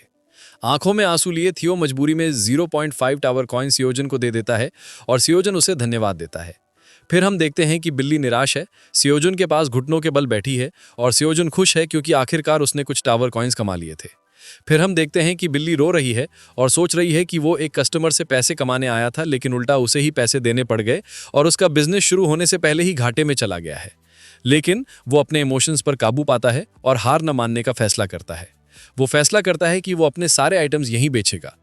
थियो जोर से ऐलान करता है कि अब उसकी बारी है और सियोजुन से उसके आइटम्स को जांचने के लिए अनुरोध करता है। वो कपड़े का बैग खोलता है और उसमें रखे लग्जरी आइटम्स दिखाता है। बड़े गर्व के साथ थियो कपड़े पर रखे 3 आइटम्स दिखाता है। हर एक की कीमत एक इन्फॉर्मेशन विंडो पर दिखाई देती है। पहला आइटम एक टम्बलर था जिसकी कीमत 5 टावर कॉइन्स थी। उसके बाद एक मिनी फैन भी 5 टावर कॉइन्स का था और आखिर में उसी कीमत का एक पोर्टेबल हैंड वार्मर। आइटम्स को देखकर सियोजुन पूछता है कि क्या ये आइटम्स टावर के बाहर से हैं और बिल्ली गर्व से कहती है कि हाँ बिल्कुल। थियो आइटम्स के बारे में बताना शुरू करता है कहते हुए कि टम्बलर में प्रिजर्वेशन मैजिक है जो अंदर रखी चीज़ों का टेम्परेचर मेंटेन रखता है चाहे गर्म हो या ठंडा। फिर वो मिनी फैन के विंड मैजिक एन्चार्टमेंट पर रोशनी डालता है, ये दिखाते हुए कि बटन्स दबाने पर ये कैसे ठंडी हवा देता है।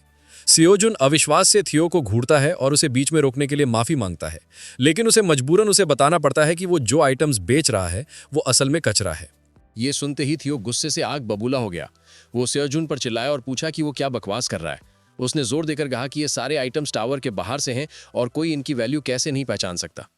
उसने बताया कि इन आइटम्स को जमा करने में उसने कितनी मेहनत की है।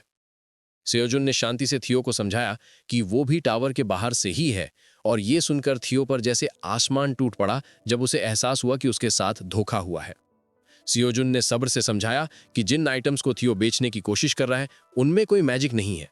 टम्बलर बस बाहर की हवा से कांटेक्ट रोककर गर्मी को अंदर बाहर आने से रोकता है और पोर्टेबल फैन और हैंड वार्मर बैटरीज पर चलते हैं।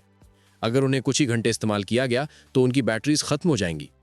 सियोजुन ने फैन के बटन्स दबाए उसकी कम होती पावर दिखाते हुए, जिससे थियो और भी निराश हो गया। अब गुस्से और फ्रस्ट्रेशन में थियो ने सियोजुन पर झूठ बोलने का इल्जाम लगाया। उसने जोर देकर कहा कि जिस इंसान ने उसे ये आइटम्स बेचे थे उसने दावा किया था कि इनके अंदर मैजिक है, लेकिन बैटरी खत्म होने की वजह से फैन रुकने ही वाला था और सियोजुन ने इस बात की तरफ थियो का ध्यान दिलाया। फ्रस्ट्रेटेड होकर थियो ने फैन को दोबारा चालू करने की कोशिश में उस पर हाथ मारना शुरू कर दिया, लेकिन सियोजुन ने उसे तसल्ली दी कि सच में जिस इंसान से उसने ये सामान खरीदा था उसने उसके साथ धोखा किया है। थियो और भी ज्यादा डिप्रेस हो गया। उसे विश्वास नहीं हो रहा था कि कोई उसके साथ इतना बुरा कर सकता है। फिर थियो जोर जोर से रोने लगा, कहते हुए कि वो बेचने वाला एक बुरा गॉब्लिन था और फ्रस्ट्रेशन में जमीन पीटने लगा। सियोजुन को थियो के लिए बुरा लगा और उसने उसे शांत करने की कोशिश की, उसे पूछते हुए कि आखिर हुआ क्या था। दुखी बिल्ली मर्चेंट ने अपनी कहानी बताना शुरू किया। उसने समझाया कि वो टावर के 75th फ्लोर से है जो टावर के न्यूट्रल जोन्स में से एक था। लंबे समय से वो मेरिल नाम की एक बिल्ली से प्यार करता था जो उनके ग्रेनर विलेज की सबसे खूबसूरत लड़की थी। आखिरकार एक दिन उसने सबके सामने उसे प्रपोज करने की हिम्मत जुटाई। जब गांव वाले उसका हौसला बढ़ा रहे थे, थियो ने मेरिल से अपनी फीलिंग्स का इजहार किया और उसे डेट करने के लिए पूछा। उसने उसे मछलियों का एक गुलदस्ता बिकेट भी दिया, कुछ ऐसा जो उसे लगा कि वो पसंद करेगी, लेकिन मेरिल ने कोई इंटरेस्ट नहीं दिखाया और थियो के दिए उस मामूली से बुके पर अपनी नफरत जाहिर की। उसने थप्पड़ मारकर उसे दूर फेंक दिया, कहते हुए कि सस्ती चावल वाली मछली की बदबू से उसे घिन आती है। इस बात से थियो को बहुत दुख हुआ क्योंकि उसने उन भुनी हुई राइस फिश को पाने के लिए बहुत मेहनत की थी। लेकिन तभी उसे एक और झटका लगने वाला था। तभी कोई आगे बढ़ा और थियो से कहा कि वो अपनी औकात में रहे, ये पूछते हुए कि उसकी मेडल को जीतने की हिम्मत कैसे हुई। जैसे ही थियो पीछे मुड़ा, उसने ऑरेन को देखा जो गांव की सबसे अमीर बिल्ली का बेटा था। ऑरेन ने अच्छे कपड़े पहने हुए थे और गिफ्ट के तौर पर एक बड़ी खूबसूरत मछली लाया था। ऑरेन थियो पर हंसा, उसका मजाक उड़ाते हुए कि उसने एक लड़की को इतनी लो ग्रेड राइस फिश दी। उसने सुझाव दिया कि थियो को कम से कम गिफ्ट के रूप में एक हाई क्वालिटी सामन लाना चाहिए था और इसके साथ ही ऑरेन ने वो सामन मेरिल को पेश कर दिया। मेरिल उसे देखकर खुश लग रही थी। घबराया हुआ थियो हकलाते हुए समझाने की कोशिश कर रहा था कि मेरिल को ग्रीजी फूड पसंद ही नहीं है क्योंकि उसे वजन बढ़ने से डर लगता है। लेकिन मेरिल ने खुद ही बोल दिया और कहा कि मछली सच में बहुत खूबसूरत है। शॉक्ड और टूटे दिल के साथ उसने वो शब्द सुने। ऑरेन ने अपना हाथ मेरिल के कंधे पर रखा हुआ था और उसे सैमन का ठीक से आनंद लेने के लिए अपने घर ले जा रहा था और वो उसके साथ जाने के लिए खुश लग रही थी। थियो ने उम्मीद खोते हुए मेरिल से रुकने की विनती की। उसे रोकने के लिए उसका हाथ पकड़ लिया। उसकी नज़र में ये एक दिल तोड़ देने वाली कहानी के सीन जैसा था। उसने खुद को प्रोटैगनिस्ट के रूप में देखा, गरीब लेकिन हैंडसम बिल्ली, जबकि जिस औरत से वो प्यार करता था उसे एक अमीर आशिक उड़ाकर ले जा रहा था। थियो ने अपना दिल खोल कर रख दिया, उन पलों को याद करते हुए जो उन्होंने साथ बिताए थे और जो यादें उन्होंने साथ बनाई थीं। लेकिन मैरिल ने बेरुखी से उसकी फीलिंग्स को खारिज कर दिया, उससे कहते हुए कि वो हद से आगे ना बढ़े। उसने दावा किया कि उसने उस पर सिर्फ शिष्टाचार के नाते मुस्कुराई थी और उसने गहरे रिश्ते की कल्पना कर ली थी। उसने बेरहमी से कहा कि उसे सस्ती चावल वाली मछली जैसी महकने वाली गरीब बिल्लियों से सबसे ज्यादा नफरत है, सीधे थियो की तरफ इशारा करते हुए। पूरी तरह से टूट चुका था और उसके पास कहने को कुछ नहीं बचा था। थियो की दुनिया उसके चारों तरफ बिखर चुकी थी और वो निराशा के अंधेरे में डूब गया। मैरिल को शहर की सबसे अमीर बिल्ली का बेटा ओरेन अपने साथ ले गया और थियो रोता हुआ वहां से भाग गया। उसने अपना गांव छोड़कर एक ट्रैवलिंग मर्चेंट बनने का फैसला किया, इस इरादे के साथ कि वो एक दिन अमीर बनेगा और अपना बदला लेगा। उसने कसम खाई कि वो अपनी हालत से ऊपर उठेगा। जब थियो ने सेओजन और खरगोशों को अपनी कहानी का पहला हिस्सा सुनाया तो वो उसके लिए चिंतित और दुखी हो गए। खासकर सेओजन को थियो को धोखा देने के लिए बहुत बुरा लग रहा था। थियो ने समझाया कि उसने जरूरी कार्रवाई पूरी की थी और अपने जिंदगी भर की कमाई 50 टावर कॉइन्स खर्च करके अपना ट्रैवलिंग मर्चेंट लाइसेंस और दूसरे जरूरी डॉक्यूमेंट्स हासिल किए थे। उसने बचे हुए 5 टावर कॉइन्स का इस्तेमाल किसी फेरी वाले या पेडलर से कुछ खरीदकर उसे दोबारा बेचने के लिए करने का प्लान बनाया था। लेकिन तभी स्कैरम ने उसके साथ धोखा कर दिया। थियो ने याद किया कि कैसे स्कैरम, एक गोब्लिन, उसके पास आया था और पूछा था कि क्या वो एक नया घूमने वाला मर्चेंट है। स्कैरम ने थियो को अपना नाम बताया और उसे जानकारी देने का ऑफर किया। भोलेपन में स्कैरम पर विश्वास करके थियो उसके साथ इनमें बातें करने लगा। स्कैरम ने उसे टावर के बाहर के आइटम्स के बारे में बताया, दावा करते हुए कि वो बहुत कीमती हैं और ऊपर के फ्लोर्स पर उनका अच्छा मुनाफा मिल सकता है, जहां के जीव ऐसी चीजें शौक से इकट्ठा करते हैं। थियो को हैरानी हुई कि स्कैरम ये कीमती आइटम्स इतनी कम कीमत पर क्यों बेच रहा है, और स्कैरम ने जवाब दिया कि एक सीनियर मर्चेंट की तरफ से एक जूनियर को ट्रेन करने का नेक काम है। इस बात पर यकीन करके थियो ने जल्दी से वो आइटम्स खरीद लिए, इस उम्मीद में कि वो उन्हें ज्यादा कीमत पर बेच पाएगा। स्कैरम ने थियो को एक बोनस भी दिया, एक कागज का टुकड़ा जिस पर एक सीड स्टोर के नए यूजर की लोकेशन का नक्शा था। स्कैरम ने थियो से कहा कि वो इस नए सदस्य से अच्छा मुनाफा कमा सकता है, लेकिन थियो को जल्दी एहसास हुआ कि वो जानकारी भी कोई सच्चा बोनस नहीं थी। अफसोस के साथ उसने अपने सारे बचे हुए पैसे स्कैरम को दे दिए और बड़ी उम्मीदों के साथ वो आइटम्स खरीद लिए। वो रास्ते में खुद भूखा रहते हुए अपने सफर पर निकल पड़ा, इस उम्मीद में कि उसे बड़ा मुनाफा होगा, लेकिन उसकी सारी उम्मीदें टूट गईं और वो बड़ी मुश्किल से यहाँ तक पहुंचा। जब थियो ये सब सेओजन को बता रहा था तो वो काफी उदास हो गया और रोते हुए जमीन पर लुढ़कने लगा। उसने अफसोस जताया कि सारे आइटम्स कचरा निकले और कस्टमर ने उसे मछली का लालच देकर उसके बचे हुए पैसे भी ले लिए। वो रोते हुए अपनी फ्रस्ट्रेशन निकालता है कि वो किसी भी काम में अच्छा नहीं है। शुरू में सेओजन ने सोचा कि थियो काफी भोला है, लेकिन तभी उसे एक आइडिया आया। उसे कुछ ऐसा याद आया जो उसे टावर कॉइन्स कमाने में मदद कर सकता था। सेओजन मुस्कुराया और थियो को शांत होने को कहा, उसे खुश करने के लिए कुछ भुनी हुई मछली ऑफर करते हुए। लेकिन थियो अपने पिछले अनुभव से सीखकर शक करने लगा कि सेओजन बाद में उससे मछली के पैसे मांगेगा। उसने मना कर दिया, कहते हुए कि वो इतना बेवकूफ नहीं है कि एक ही धोखे में 2 बार फंसे। सेओजन ने उसे विश्वास दिलाया कि वो सच में उसे ये फ्री में देना चाहता है, यहाँ तक कि थियो ने जो पहले 5 मछलियां खाई थीं उन्हें भी वो एक दावत मान रहा है। थियो उम्मीद भरी आंखों से सेओजन को देखता है, पूछते हुए कि क्या वो सच कह रहा है, लेकिन सेओजन साफ कर देता है कि यह मेहरबानी बिना शर्त के नहीं है। वो थियो से पूछता है कि क्या वो बदले में उसके साथ काम करने को तैयार होगा। सेओजन मुस्कुराता है और थियो से उसके विचार पूछता है। उसी पल सेओजन अपनी डायरी में एक और चैप्टर जोड़ता है, आज मैं एक पार्टनर से मिला जो थोड़ा भोला है। फिर हम देखते हैं कि सेओजन थियो से पूछ रहा है कि क्या वो उसके साथ काम करना चाहेगा।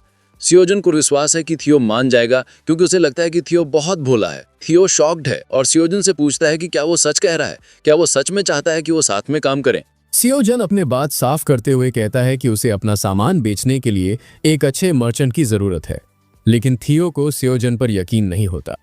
अपने कान झुकाए हुए वो खुद को एक नूब मानता है जो बिल्कुल बेकार है। लेकिन सेओजन थियो से कहता है कि गलतियां करने के बावजूद उसमें अभी भी एक अच्छे मर्चेंट वाले कुछ गुण हैं। फिर सेओजन शरारत से मुस्कुराता है और समझाता है कि थियो की कहानी ने उसके दिल को छू लिया और इसीलिए वो उसके साथ बिजनेस पार्टनर्स बनना चाहता है। हैरान होकर थियो इस बिजनेस पार्टनर डील की और डिटेल्स का इंतजार करने लगता है, लेकिन इससे पहले कि सेओजन कुछ समझाता, वो खरगोशों को मर्चेंट की मेहमान नवाजी करने का इशारा करता है। हस्बैंड और वाइफ रैबिट मिलकर प्याज के पत्तों से कुर्सियां बनाते हैं और एक छतरी लगा देते हैं, जिससे बिल्कुल बीच जैसा माहौल बन जाता है। उन्होंने टोमेटो के फूलों से बने हार भी पहने हुए थे। सियोजन प्याज के पत्तों से बनी बोतल से पीते हुए उस पल का आनंद लेता है। खरगोश उन्हें पंखा झल रहे थे, जिससे एक आरामदायक अनुभव मिल रहा था। सियोजन फिर वही बात दोहराता है जो थियो में उसे अपनी लाचारी के बारे में बताई थी, एक धोखेबाज मर्चेंट से डील करना और धोखा खाना। वो समझाता है कि थियो के पास दोबारा बेचने के लिए सामान खरीदने के पैसे नहीं है। सियोजन उत्साह से एक बिजनेस पार्टनरशिप का प्रस्ताव रखता है, एक ऐसी स्थिति का सुझाव देते हुए जिसमें दोनों का फायदा हो। सियोजन थियो को अपने प्रोडक्ट्स देने का ऑफर करता है जिसे थियो दूसरे लोगों को बेच सकता है। बदले में सियोजन को एक परसेंटेज मिलेगा जो इस बात पर निर्भर करेगा कि थियो कितना सामान बेचता है। थियो इंसेंटिव के बारे में पूछता है और सियोजन समझाता है कि थियो को सामान मार्क्ड प्राइस से ज्यादा में बेचना होगा। थियो जितना ज्यादा में बेचेगा, इंसेंटिव उतना ही बेहतर होगा। सियोजन को थियो की काबिलियत पर विश्वास था, इसलिए वो सेलिंग प्राइस पर 35% इंसेंटिव का ऑफर करता है। इसी बीच काला खरगोश एक मछली भूनने की कोशिश कर रहा था। ये ऑफर सुनकर थियो को गुस्सा आ जाता है। उसे लगता है कि 35% इंसेंटिव बहुत कम है। उसे लगता है कि शर्तें उसके अनुकूल नहीं है। वो गुस्से में अपने ग्लास से पीता है, ये सोचते हुए कि सियोजन ने उसे बेवकूफ समझा है। वो धोखा खाने से मना कर देता है, लेकिन इससे पहले कि थियो अपना फैसला बता पाता, सियोजन के पास उसे बताने के लिए एक और जरूरी चीज थी, सबसे जरूरी हिस्सा। सियोजन खरगोशों को कुछ लाने के लिए कहता है और हम उन्हें बहुत सारी स्वादिष्ट भुनी हुई मछलियों के साथ लौटते हुए देखते हैं। सियोजन बताता है कि सिर्फ रिवॉर्ड ही नहीं, बल्कि वो थियो को हर हफ्ते 10 मछलियां या उनके बराबर कॉइन्स भी देगा। इस ऑफर से थियो बिल्कुल हैरान रह जाता है। सियोजन समझाता है कि कॉन्ट्रैक्ट की सभी शर्तें हैं। थियो के मुंह में पानी भर जाता है जब वो सियोजन से पूछता है कि क्या वो भुनी हुई मछलियों के बारे में सीरियस है। सियोजन फिर पूछता है कि क्या थियो अभी कॉन्ट्रैक्ट साइन करना चाहता है, लेकिन थियो आसानी से नहीं मानता। उसे मैरिल और स्कैरम जैसे पिछले धोखे याद आते हैं। वो जानता है कि दोबारा धोखा खाने से बचने के लिए उसे होशियार रहना होगा, लेकिन मछलियों का लालच रोकना मुश्किल था। थियो अपने मुंह से लार साफ करता है और कहता है कि अगर सियोजन उसे हफ्ते में 20 मछलियां ऑफर करे तो वो इस बारे में सोचेगा। सियोजन चेहरे पर वही शरारती मुस्कान लिए कहता है कि थियो काफी मनाने वाला है। वो थियो से कहता है कि वो दयालु महसूस कर रहा है और उसकी मांग को मानने के अलावा वो 5 और मछलियां जोड़ देगा। अपने सामने 25 भुनी हुई मछलियों का ढेर देखकर थियो शॉक्ड हो जाता है और उसकी लार टपकती रहती है। फिर सियोजन कॉन्ट्रैक्ट में एक और बोनस जोड़ देता है। जब तक थियो सियोजन के साथ काम कर रहा है, वो जितनी चाहे उतनी मछलियां खा सकता है। सियोजन एक बार फिर शर्तें दोहराता है और थियो को अपने कानों पर विश्वास नहीं होता। वो एक्साइटमेंट से भर जाता है, पिछले सारे शक या चिंताएं भूल जाता है। सियोजन पूछता है कि क्या थियो के पास कागज का टुकड़ा है और थियो जल्दी से एक ला कर देता है। सियोजन कागज लेता है, कॉन्ट्रैक्ट की शर्तें लिखता है और पार्टी ए के रूप में उस पर साइन करता है। थियो कागज पर अपना पंजा रखता है जो पार्टी बी को दर्शाता है। सियोजन ऐलान करता है कि कॉन्ट्रैक्ट अब पूरा हो गया है। थियो को एहसास होता है कि वो इतना खुश था कि उसे पता ही नहीं चला कि उसने कॉन्ट्रैक्ट साइन कर दिया है। वो हैरान रह जाता है जब वो कॉन्ट्रैक्ट हवा में ऊपर उठकर गायब हो जाता है। कॉन्ट्रैक्ट अब फाइनल हो चुका था और टावर द्वारा एक समझौते के रूप में स्वीकार कर लिया गया था। तभी एक इन्फॉर्मेशन विंडो सामने आती है जिसमें कॉन्ट्रैक्ट की सारी डिटेल्स दिख रही थी। कॉन्ट्रैक्ट में साफ साफ लिखा था कि ये एक लाइफ टाइम डिस्ट्रीब्यूशन एग्रीमेंट है जो फौरन शुरू हो रहा है। थियो अब पूरी जिंदगी सियोजून के प्रोडक्ट्स बेचने और उसका प्रॉफिट वापस लाने के लिए जिम्मेदार होगा। मुआवजा वही था जैसा पहले बताया गया था, हर हफ्ते 25 भुनी हुई मछलियां या कॉइन्स में उतनी ही कीमत और उसके साथ सेल्स का 35% एक्स्ट्रा इंसेंटिव। कॉन्ट्रैक्ट में कुछ स्पेशल क्लॉजेस भी थे। शुरुआती डील के हिस्से के रूप में सियोजून थियो को बेचने के लिए अपनी फसलें देगा। अगर 1 महीने में सेल्स अमाउंट 5 टावर कॉइन्स से नीचे जाता है तो कॉन्ट्रैक्ट टर्मिनेट हो जाएगा। थियो से उम्मीद की जाती थी कि वो फसलों को मार्क्ड प्राइस से ज्यादा कीमत पर बेचेगा। उसे सियोजून की इजाजत के बिना कोई और कॉन्ट्रैक्ट करने से भी मना किया गया था। आखिरी शर्त यह थी कि सामान बेचते वक्त थियो को बिल्ली जैसा एक्सेंट इस्तेमाल करना होगा जिससे इस पूरे अरेंजमेंट को एक यूनिक टच मिल सके। कॉन्ट्रैक्ट साइन होने पर सियोजून बहुत खुश था। वो जानता था कि ये टावर के सबसे जरूरी डॉक्यूमेंट्स में से एक है जिसे आसानी से नष्ट नहीं किया जा सकता।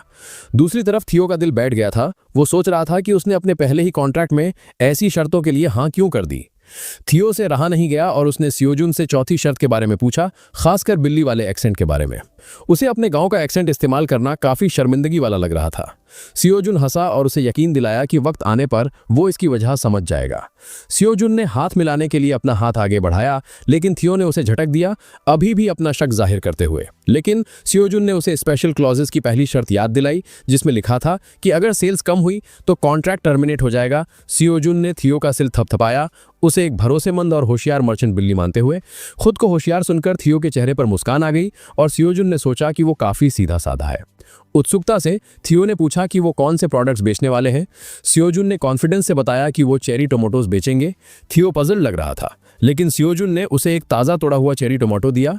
थियो की हैरानी का ठिकाना न रहा जब उसने पाया कि ये एक मैजिकल चेरी टोमेटो है जो 10 मिनट के लिए एमपी को 0.1 तक बढ़ा सकता था। थियो सियोजुन से चेरी टोमेटोज की सेलिंग प्राइस के बारे में पूछता है, ये जानने के लिए कि वो उन्हें कितने में बेचने का प्लान बना रहे हैं। थियो सोचता है कि अगर उसकी किस्मत अच्छी रही तो शायद वो टावर में आने वाले नए लोगों से हर टमाटर के 0.01 टावर कॉइन्स ले पाएगा। लेकिन सियोजुन जवाब देता है कि वो उन्हें 0.05 टावर कॉइन्स पर पीस बेचना चाहते हैं। ये कीमत सुनकर थियो सुन रह गया। उसे विश्वास था कि इतनी महंगी कीमत पर उन्हें कोई बेवकूफ़ ही खरीदेगा। लेकिन तभी थियो का एहसास होता है कि महंगी कीमत असल में उसके फायदे में काम कर सकती है। अगर वो एक महीने में 5 टावर कॉइन्स कमाने के लिए पर्याप्त टमाटर नहीं बेच पाया तो उसका कॉन्ट्रैक्ट टर्मिनेट हो जाएगा। साथ ही उस दौरान वो भुनी हुई मछलियों का आनंद ले सकता था। अपने पहले सेल्स ट्रिप के बारे में क्यूरियस होकर थियो सियोजुन से पूछता है कि उसे अपने साथ कितने टमाटर ले जाने चाहिए। सियोजुन 1000 टमाटर ले जाने का सुझाव देता है। सियोजुन ने पहले ही 1000 टमाटर वाली एक टोकरी तैयार कर ली थी और 25 भुनी हुई मछलियों की पेमेंट का भी इंतजाम कर दिया था। लेकिन सियोजुन सोचता है कि थियो ये सब ले जाएगा कैसे। तब थियो अपने स्पेशल आइटम के बारे में बताता है जिसका नाम बंडल था। ये एक ऐसा कपड़ा था जिसमें space expansion magic, preservation magic और चीज़ों को हल्का बनाने की शक्ति थी। वो समझाता है कि वो सारे आइटम्स अपने बंडल में स्टोर कर सकता है, उन्हें लंबे समय तक उनकी असली हालत में रखते हुए। वो कपड़े को टमाटरों और मछलियों के ऊपर फेंकता है और एक झटके में वो कपड़े के अंदर स्टोर हो जाते हैं, जो एक छोटे से पाउच में बदल जाता है। सियोजुन चिल्लाता है, ये कितना सुविधाजनक है। जैसे ही थियो जाने के लिए तैयार होता है, वो सियोजुन को यकीन दिलाता है कि वो वापस आएगा। सियोजुन और उसके दोस्त थियो को उसके सेल्स जर्नी के लिए बेस्ट ऑफ लक कहते हुए अलविदा में हाथ हिलाते हैं।